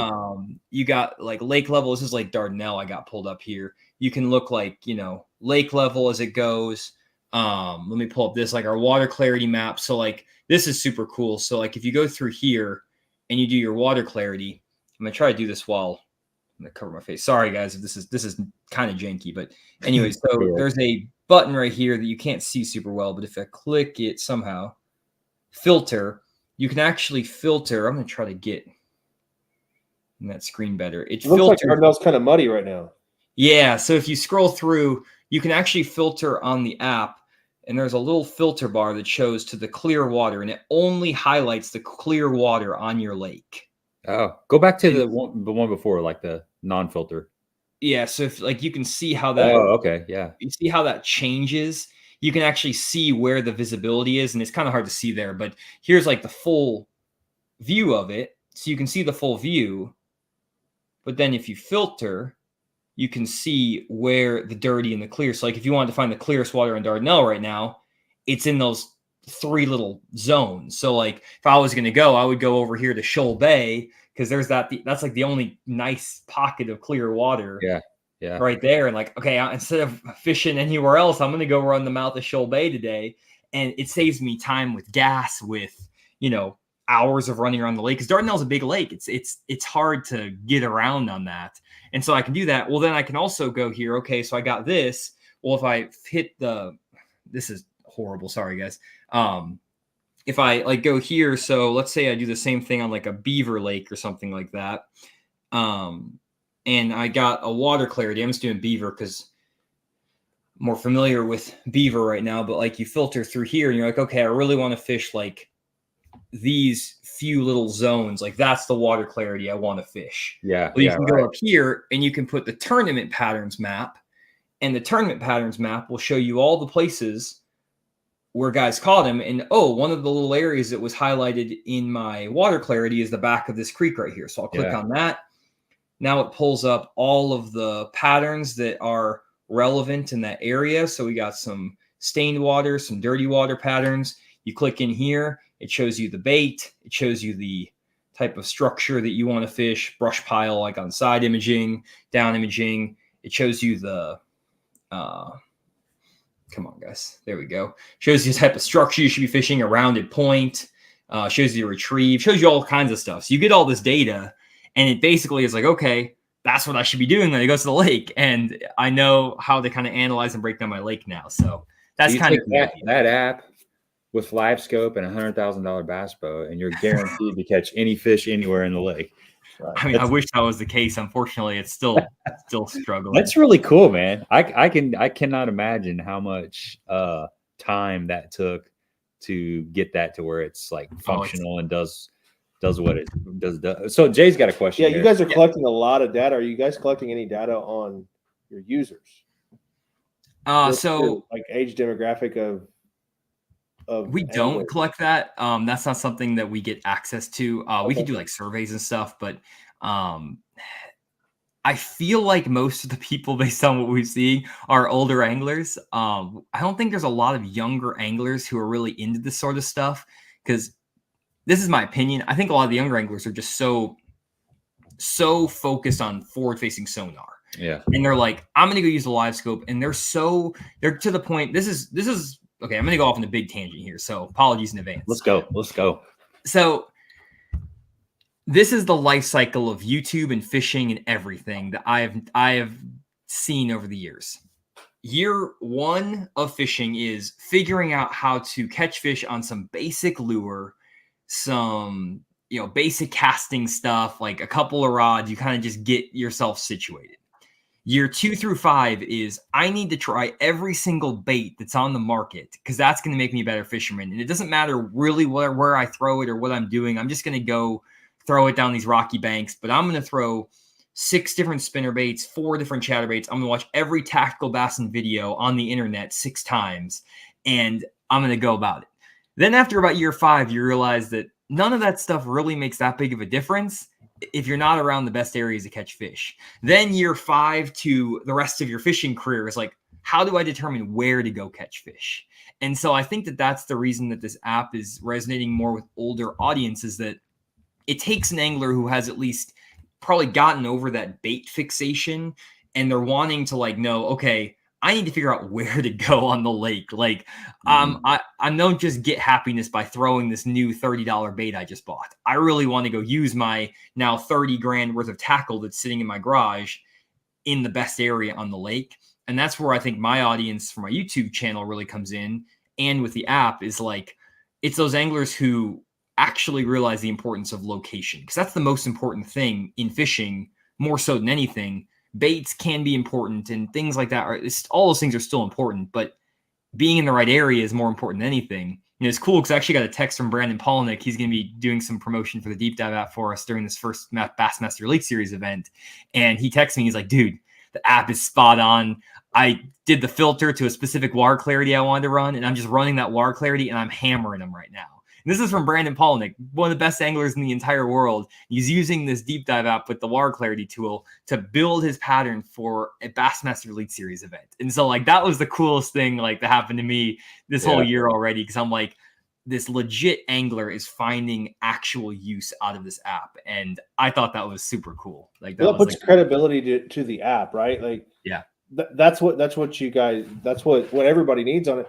And as we're talking through it, you talk about the guy that's year 5 through the rest of his life. We talked about earlier, like you get to a spot in your career, in your fishing prowess, and you've got so much swirling around in your brain. It's hard to disseminate what you want to do that day. And we have that preconceived notion. We have all kinds of things that are running around. Brandon Polnick's prime example. He's got all these things, but hey, let's go back to basics essentially and break it down. Like, I want to run this, and this. Where can I do that without burning 700 gallons of gas over the next 2 days? Yep. We want to do that on Friday night. We're laying there getting ready for a Saturday. Maybe it's just going out fun fishing. I've worked for 5 days. I want to go catch a couple bass. Like, I don't want to have to run around the lake for 3 hours to figure this out. Johnny's already figured it out for me. Just got to go do it. And that's kind of what the goal is. And a lot of guys who do stick by the app, it freaking works. Like, that's the thing that's crazy. And I think that's there's 2 things with the app that's been a challenge for us, just to be transparent, is 1, getting people to actually believe in using the app in their actual process, because that is hard to build new. Like, I never used my phone on the lake before I had the app. And so it's like getting this like habit of actually getting your phone out and looking at like an app to help you figure out where to fish. People look at fish finders all the time, but not your phone. So that's a kind of a hurdle. And then the other hurdle with it overall is just, I think a lot of guys are using it and not talking about it, because we have quite a few people who are subscribed to the app, but there's not a lot of people talking about it. And we've had 3 or 4 pros that we're working with this year, and they're like, man, I was checking out the app and I said yes because it looked cool and everything. Now I've been using it and I really regret a little bit. Like 50% of me regrets even doing these videos because I don't want to talk about the app because it's that good. They're like, it's like an actual competitive advantage for me. And it's like, I kind of like 50% of me wants to like stop this contract right now because like, I think it's going to help me a ton this year. And I don't want the other pros knowing about it, which is really cool. And like, obviously I'm a YouTuber, so it's not like I haven't like penetrated the pro ranks with the app or anything myself. But maybe some of the word of mouth from these, actual pros could help that. But it's a pretty cool deal to see that happening. That's like when Edwin Evers dropped that Google Earth going back in time video, people were freaking out. I mean, a lot of people have been doing it already, but it's so funny, dude. Talk about that. It's hilarious. I made a video. This is just a funny story. I made that video 2 years before Edwin did, and it had 100,000 views. Made the exact video 2 years before he put it out. And then he put that video out, and people are like, "You're on this video's already been made on the Fishing Moment YouTube channel." And he got mad, and he was like, "Why are you coming onto my channel and promoting the Fish the Moment channel?" He thought it was me, but it wasn't me. And like my video had like 150,000 views already, and someone was like going and defending me, like, "Hey, Johnny's already talked about this," and he got mad. And I'm like, "Oh God," I'm like starting drama with. I don't want to start drama with anyone, but like, I just made a video. I don't know. Right. Going on. Yeah, because I'd seen that a long time ago. Just late one night, I was looking at Google Earth years and years ago, playing around. I'm like, oh, cool. yeah. You can go back and look at that whole back end of that cove is high and dry, and there's like stumps right in that little hump right there. I remember the first time I saw it in like high school, we pulled up Google Earth and there was a little scroller on the top. I'm like, oh my gosh, like I can go back and look at lakes. In my first thought was like lakes before they even been built, and you could see structure. Now, unfortunately, we didn't live in an age where, you know, the imagery was amazing back then. It was pretty grainy and sucked. But talk a little bit about there's different programs or different levels of the subscription, correct? Yeah. So we haven't had anyone really subscribe to the lower level. So we're actually, I think we might be removing the lower level. So right now I would just say focus on the upper level, just because we've had like 10 people, something ridiculously low actually subscribe to them lower level. I think people just want the water clarity. The top level gives you everything. And then there's a free version, which basically just gives you like the bait selector, which is not really much, but you also get a 7-day free trial. So you can try the app for free for 7 days. And so you can get in there, look at your lake, see what's in there. If you don't want it, you can just cancel the subscription, cancel the trial. You're good to go. So that's what I recommend. And the app per month is $9.99 a month. And I think it's $69 for a year. So you get like a 30% discount or more. It's $79. $79. Thank you. Yeah. $79 for the annual, if you buy it at the annual rate. So that's, in my opinion, at least, not bad. Even at $9, I mean, think about the amount of gas you put in your boat every month. Think about the amount of tackle you buy. Just buy one less crankbait and use all the baits you already have on your wall or in your boat, and go use this app to actually help you get in the location to where you can be fishing. And so that's kind of the pitch I always make, is like, it's literally the price of one fishing lure nowadays. Like, it's not crazy. It's about half of the price of a lot of fishing lures. Yeah. So, I mean, if it helps, it will help you put more fish in the boat if you utilize the tool and look at and not everything is for everyone. Some people might find the wind is the most helpful on their lakes. The drain water inflow things are better on their lakes. The water clarity is better on their lakes. But there is a lot to do there. We don't have every lake with water clarity. We're working on adding those as we speak. The water clarity is very complicated. Randy will say using the app is cheating. Poor Randy. Can't dodge any bullets on these streams. It happens every time. Anyway, so the water, we're adding more water clarity maps. I think we have 150 lakes right now. We're adding more. It's kind of complicated with the water clarity, so we're adding them as fast as we can.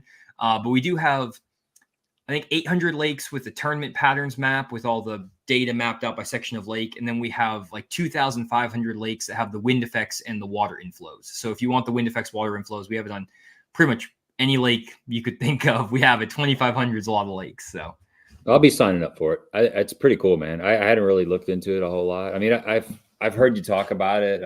I'm a fan of BTL, and I've heard you talk about it on there, but I hadn't really actually pulled it up. And I was gonna purchase it last night, but I wanted to ask you tonight about the Pro or the two different versions of it, what each one entitled. But sounds like I just need to get the Pro. And that price point, I mean, that's very, you got swim baits that's very reasonable. More than the years. Yeah, and it's cool to have. It's like cool to have that if you're just sitting around the house, you and your wife and kids, or maybe your wife and kids are watching the show and you're not really interested in it, and you're just like sitting there looking around and you're trying to get your plan for the weekend right there on your phone. Absolutely. It's kind of nice to have it all right here on our little computer. For sure. You know, the one thing we haven't talked about tonight? What's that? Core tackle. And it's like glaring at us. Yeah, I got that hat right there. Yeah, I like the hat. I just got my first shipment of core tackle from Baitworks the other day. Yeah. And I got some of the Ozark rigs. I have not tried it yet. So let's talk a little bit about it.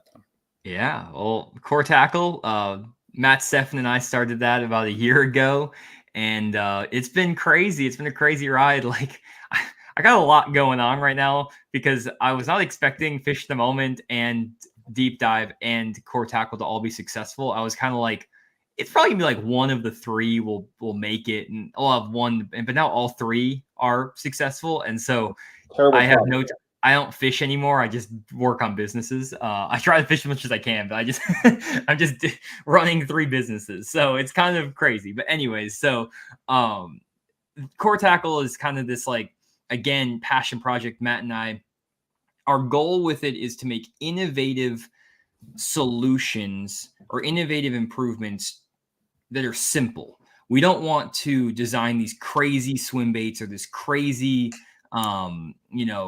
fancy painted crankbait or something. We want simple innovations that actually make I guess I would say marginal. I'm trying to use words that aren't like my businessy terms, but that actually improve upon what's out there. So that's why we came up with the hover rig, the Tush swim bait hook, the ultimate swim bait hook, and then also the Ozark rig. And we have some other stuff that's coming out as well that we're super excited about. We have a wacky rig hook that's it's better than all of them, in my opinion. And it's really cool. But the idea behind all these baits, from the concept of like core, that's why we came up with the name. We're trying to redistribute the weight on all these rigs. So with the hover rig, the weight's distributed in the middle of the bait. It's hidden inside the bait. With the Tush swim bait hook, the weight again is internally weighted, so you don't have a jig head hanging out.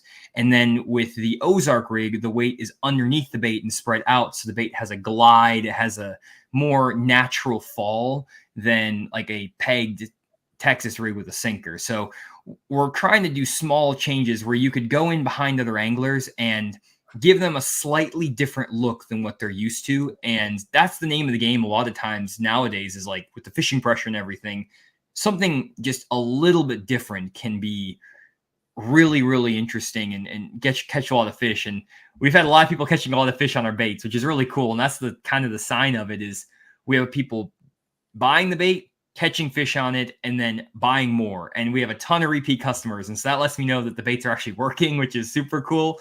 And I think that overall, like, the brand is growing really fast, but we don't really hear a lot of buzz around it, like with the professional level, but at the local and like amateur level, there's a lot of buzz around it. So that's kind of interesting. But I do know there's a lot of pros that are throwing our baits. They just aren't talking about it, which is also kind of interesting. Or they have like companies that are now knocking off our baits that they're using those versions. But it's been an interesting experience running a bait company for sure.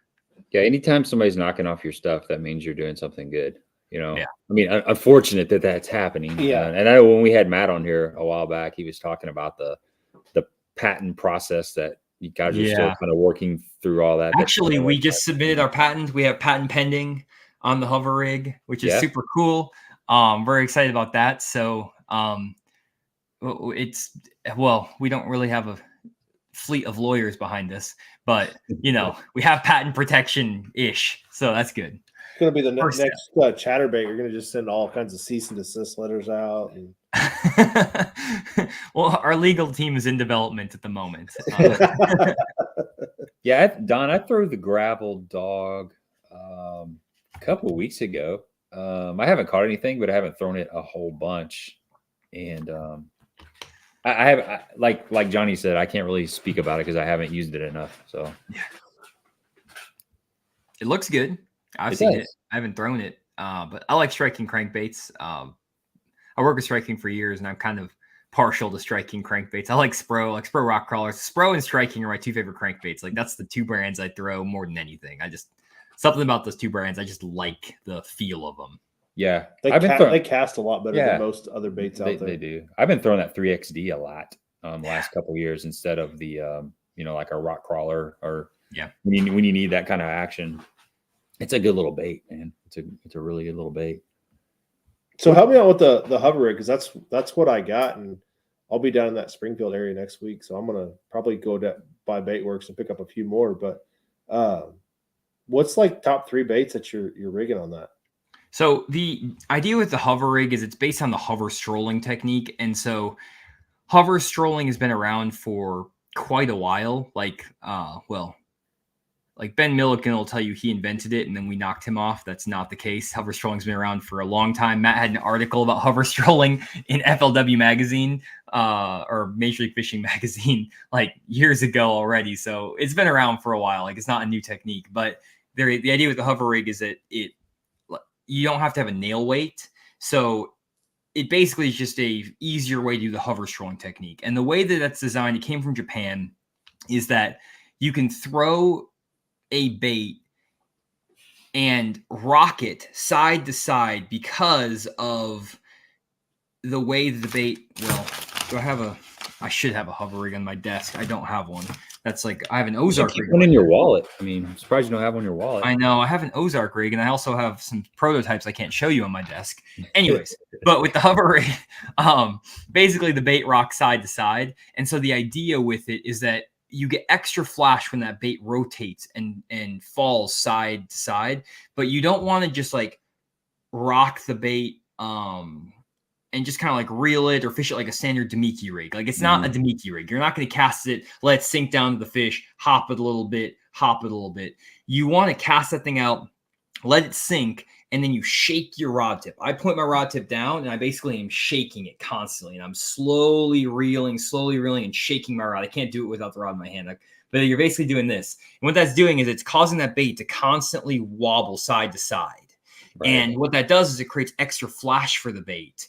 And you want to keep it above the level of the fish. So I keep it like at least 3 feet above the fish on the forward-facing sonar on LiveScope. And those fish will come up to get it. And then you just got to speed it up. And you got to keep it away from them. And a lot of times they're eating it right below the surface, even in this cold water temperatures.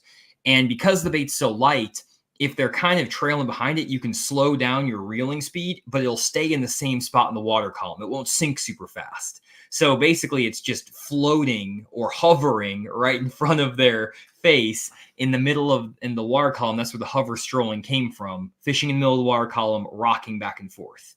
And so when the fish are like 15 feet of water and shallower, the hover rig is fantastic. It's like the deal, maybe 20 feet or shallower. If you're out on a lake where they're sitting in 40, 50 foot of water, it's not going to work super well because it takes too long to sink.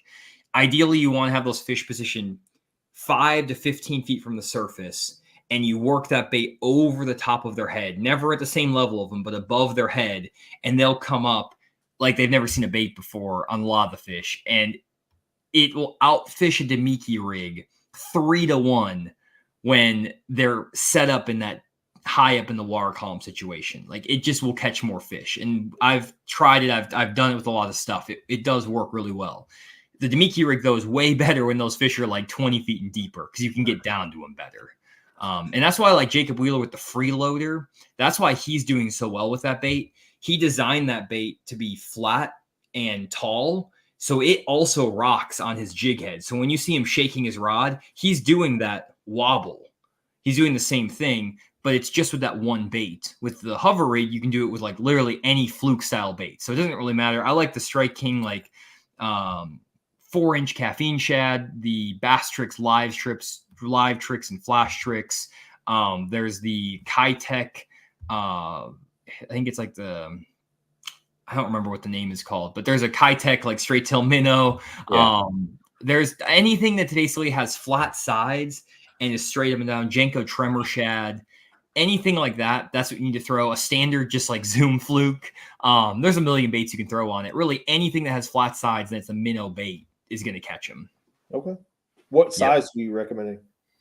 I throw 2 sizes mainly because I fish deeper usually, but I use the 3/8 1/8 ounce and the 1/0 3/32 ounce. Those are my 2 favorite.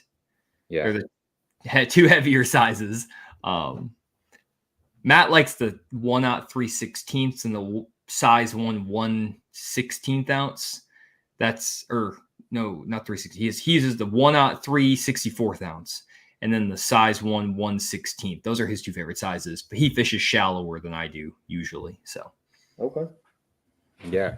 Andy's trying to get a peek of the prototype baits. He says you need to pan your camera down all the way to it's pointed at the ceiling. He says it's really bad. That's funny. Yeah, I got some these guys. Some sneaky stuff going on over on the desk. I have sneaky stuff everywhere, which is kind of a problem right now. We have 2.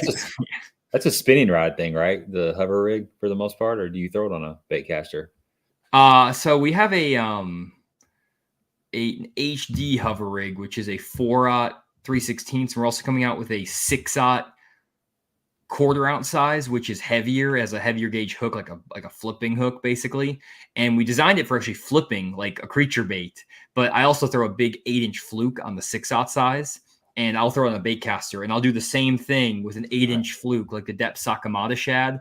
That thing is a freaking hammer bait. I've also talked to a couple pros who said they've had like dirty 30-pound bags in like the middle of July and August on that thing in the summer. So 8-inch fluke, 6/0 hover rig. We're coming out with that. I think it should be out within the next like month-ish. But big bait with that hover rig is another deal that people aren't doing quite yet. Jerky J too. Jerky J, yep. Yeah. Big bite baits, jerk minnow. There's a 7-inch version of that. That's really good too. When you guys get heavier and a bigger hook, does it affect the action, or do you still get that same shimmy or rocking action?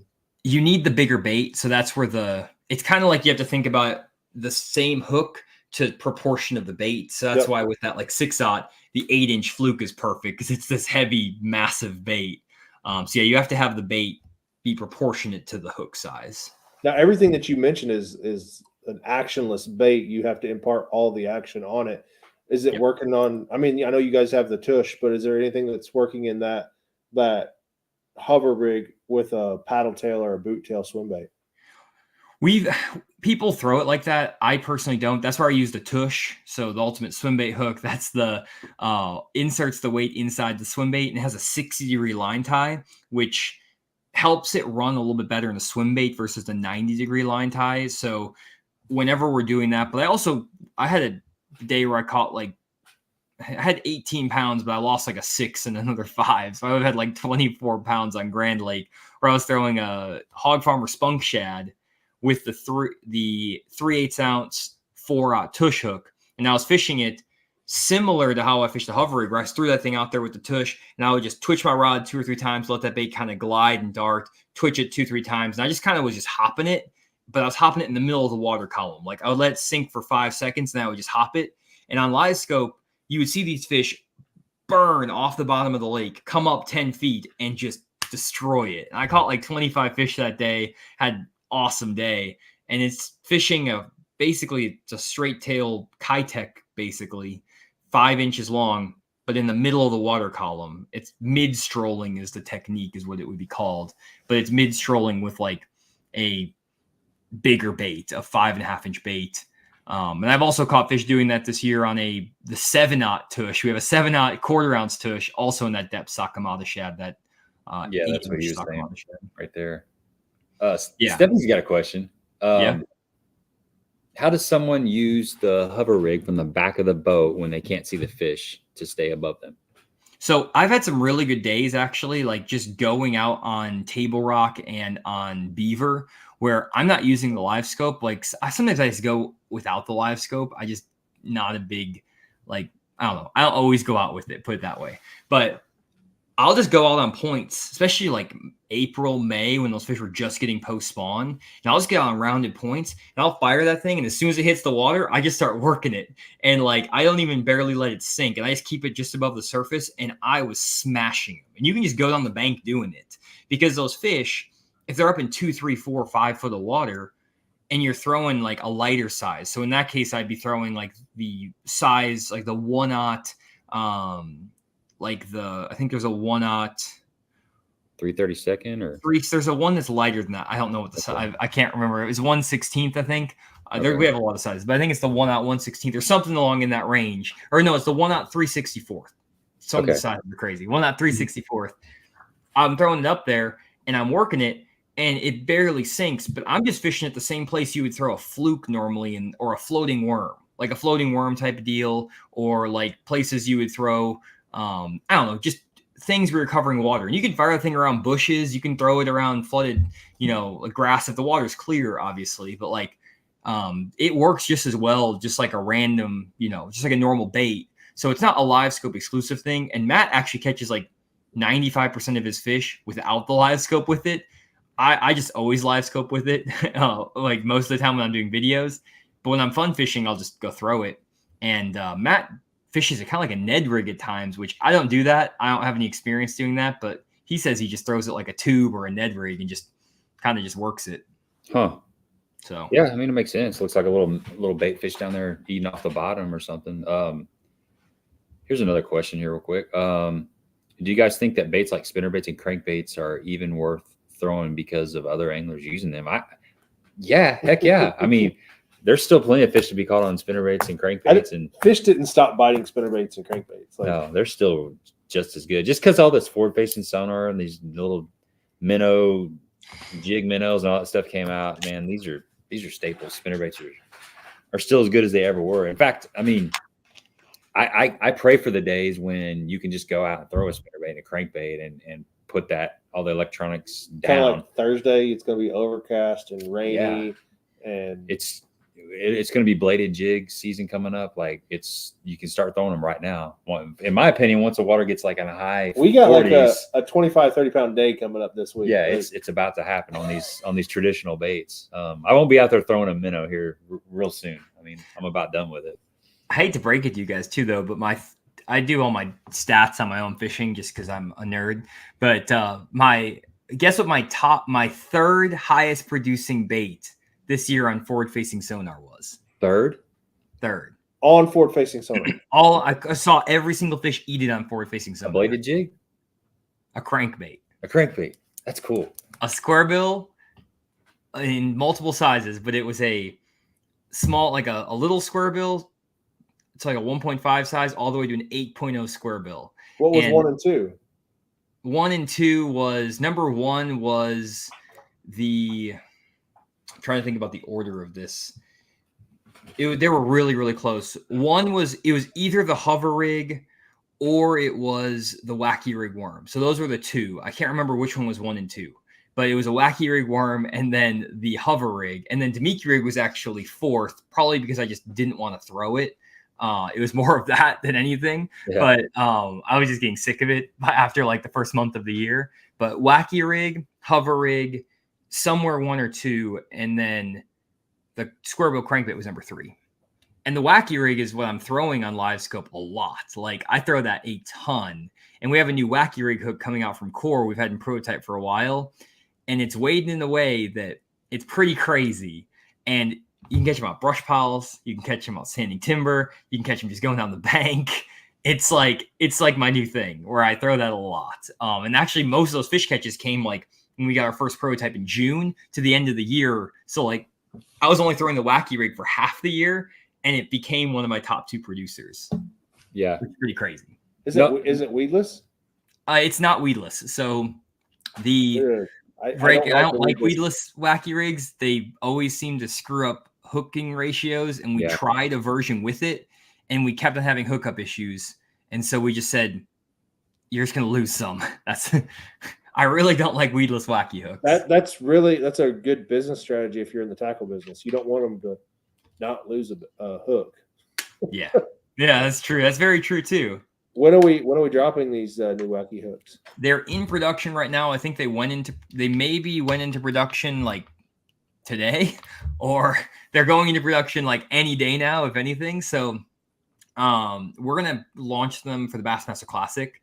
So if you guys are over at Tulsa, Oklahoma, or they should be on Tackle Warehouse as well. So Tackle Warehouse will have them, and then also Bassmaster Classic, and then after that we'll launch them on our website, and then we'll be getting them to all of the other retailers around. Hopefully Baitworks makes an order and picks them up too. That would be great for us as well. Nice. What's your thoughts about Sasquatch? You ever dove into the Sasquatch thing? I mean, after hanging out with Matt, I kind of know why he thinks he saw Sasquatch. He's got a heck of a story, though. I mean, Matt's a heck of a guy, but I mean, just spend 3 days in a cabin next to Table Rock Lake, and you'll start to see what's going on with the whole Sasquatch thing. I don't know, man. It's I do not have an opinion on that. I don't have enough experience to say yay or nay. Well, do you have any strange occurrences that's happened to your life when you're out on the Table Rock? I mean, I don't have any. Let's be honest. You fish Dardanelle a lot, and there's a lot of strange things that happen. Okay, so I have a great Dardanelle story, but it's not strange necessarily. It's just a great story. We like great stories. There was a guy I fished with, and I don't know what his deal was, but we would always catch fish. And whenever we get excited, he would either throw up or he'd have to go number 2. Whenever he got like really excited, like when we were like catching like big fish, he's like, I gotta throw up. Or he's like, Like my dog. stomach is just, his stomach got so screwed up. So we're fishing it was like the last week of July, 100 degrees in central Arkansas, in Lake Dardanelle, and we were in a pad field. So this pad field, it's in Spadra Creek, which is like this area, famous area. There's no more pads really in there anymore because of floods, but there were pads back in there. And you would go in there and it looks like a carpet of lily pads. Well, we knew kind of some of the little stretches because we would go in there when the pads were dead and we knew where the stems and stuff were. So we knew these little stretches. So we'd get in there and we just bomb a frog. Well, we'd have to get into these deals and you're fishing in 18 inches of water. And these fish you can't move the boat. You crept your way in there with your trolling motor. You sit down, you wait for 20 minutes, you let everything calm down, and you fire over there, and you get these fish to bite. So we caught a 5 and a 4 and a 3 in like 5 minutes. And this guy starts freaking out. He's like, dude, I'm going to throw up. I'm like, you cannot throw up here in the middle of this pad field. And he's like, okay. We catch another 4-pounder. And he's like, dude, I got to go. And so he goes out the back of the boat and he hangs his butt off the side of the boat and takes number 2. We talked about this a couple weeks ago. This is funny. So like, this is not like a situation where it just goes into the water. It goes away. There's current, whatever. We're in 18 inches of water. It's natural. Dead calm. And the pads are thick. They're massive. And it just hangs on the pad. So it hangs on the pad. And it's 100 degrees. So there's the wind. There's nothing happening. It's just going and going and going and going. And you just felt, well, our boat's drifting like a tiny bit. And I can't touch the trolling motor because we're not going to catch these fish. So I'm still casting at this school that's in like 18 inches of water. And he's trying to get the pad going with his rod to dump it into the lake. But we're drifting away and it just sits there. And so we're over here and we're catching these fish right next to this pile over here, and it smelled terrible. It was awful, and we caught them, and like after a while it kind of went away, but I'm just like, man, this is not how I want to be spending my day. So yeah, that was like a Sasquatch day out there is what you're saying. Yeah, I mean, maybe that was chum in the water. Maybe it gave us an unfair advantage. But yeah, that was a rough one, man. It had to be a hot day with no wind. We went from Sasquatch. That's a good story, man. Pooping on. That's dead accurate too. Oh, dude, there's some crazy stuff. I've seen a lot of crazy stuff, and like I don't really get into a lot of stuff. So like I've seen a lot of like stuff happen to other people. Not a lot of crazy stuff has happened to me, like knock on wood. Like I kind of keep it pretty normal on the lake, but I've heard some crazy stories. I don't want to share all of them here because they're not my stories to tell, but Matt has even more. Man, Matt, that guy, if we ever had a podcast where like it was a tell-all, oh my gosh. Like, dude, story time with Matt. You guys think that any other podcast that we would get the highest numbers ever if Matt just like told all the stories he had? Because some of the stuff he tells me is wild. And like all the pros have them. I have so much like juice of like all this stuff, and I just don't talk about it. Like I'm not gonna say anything, but like just pro fishing is crazy, man. Like I'm sure it's like everything, but it's wild, dude. Like the stuff I hear, it's crazy. Oh, I stayed with a group of guys recently, and there were all kinds of stories flowing. It's fun, man. The more you hang around with fishermen, and the more times you're out on the lake, it just these crazy situations just seem to happen. And usually there's probably a couple of adult beverages that are involved. That loosens the crowd in for the sure. Storytelling, for sure. For sure. We got a winner. There we go. We got a winner. Roy. Congratulations. 107. Roy, hit me up on Facebook at Gabe Montgomery Fishing, or 10 Horse Monty, or Instagram, 10 Horse Monty 6, and I will get you taken care of soon. Well, man, let's wrap this up. We're coming up on 2 hours. It has been very, very fun hanging out with you. A lot of great information. We'll have to get Johnny back on. Yeah, man. We need to for sure. We need to pick a specific topic of one of the 3 that we covered tonight, and like, no pun intended, but take a deep dive. Yeah, I knew you were going to say that. Yeah, so go check out the Deep Dive app. Really cool. I'm going to going to be subscribing to that soon. Core Tackle, making a bunch of good baits. Fish the Moment, of course, if you want to see. There's a lot of good electronic stuff. You're a master at that stuff. And it's cool that you got that platform out there where you're just putting that stuff out there and people can take the time and study it and take that information out into the lake and get their stuff dialed in. Everybody appreciates that. Anything else you want to shout out before we wrap it up? I think we covered everything. You guys did a great job. Good background research on all the different stuff we're doing. It's a lot of stuff going on, but appreciate all the support from everybody on all different things and all different projects we're working on. And hands full. It's a lot of fun. Fishing industry is a really cool place to be a part of. So appreciate guys like you too who give opportunities to other anglers to, talk about and, get excited about all the different products and different things they're doing, all the stories. So you guys do a great job over here. I listened to several of the podcasts. So just really appreciate you guys for what you do as well. You do an awesome job. Thanks, man. Thanks. I really appreciate it. Everybody, thanks for hanging out. Don't forget, Baitworks.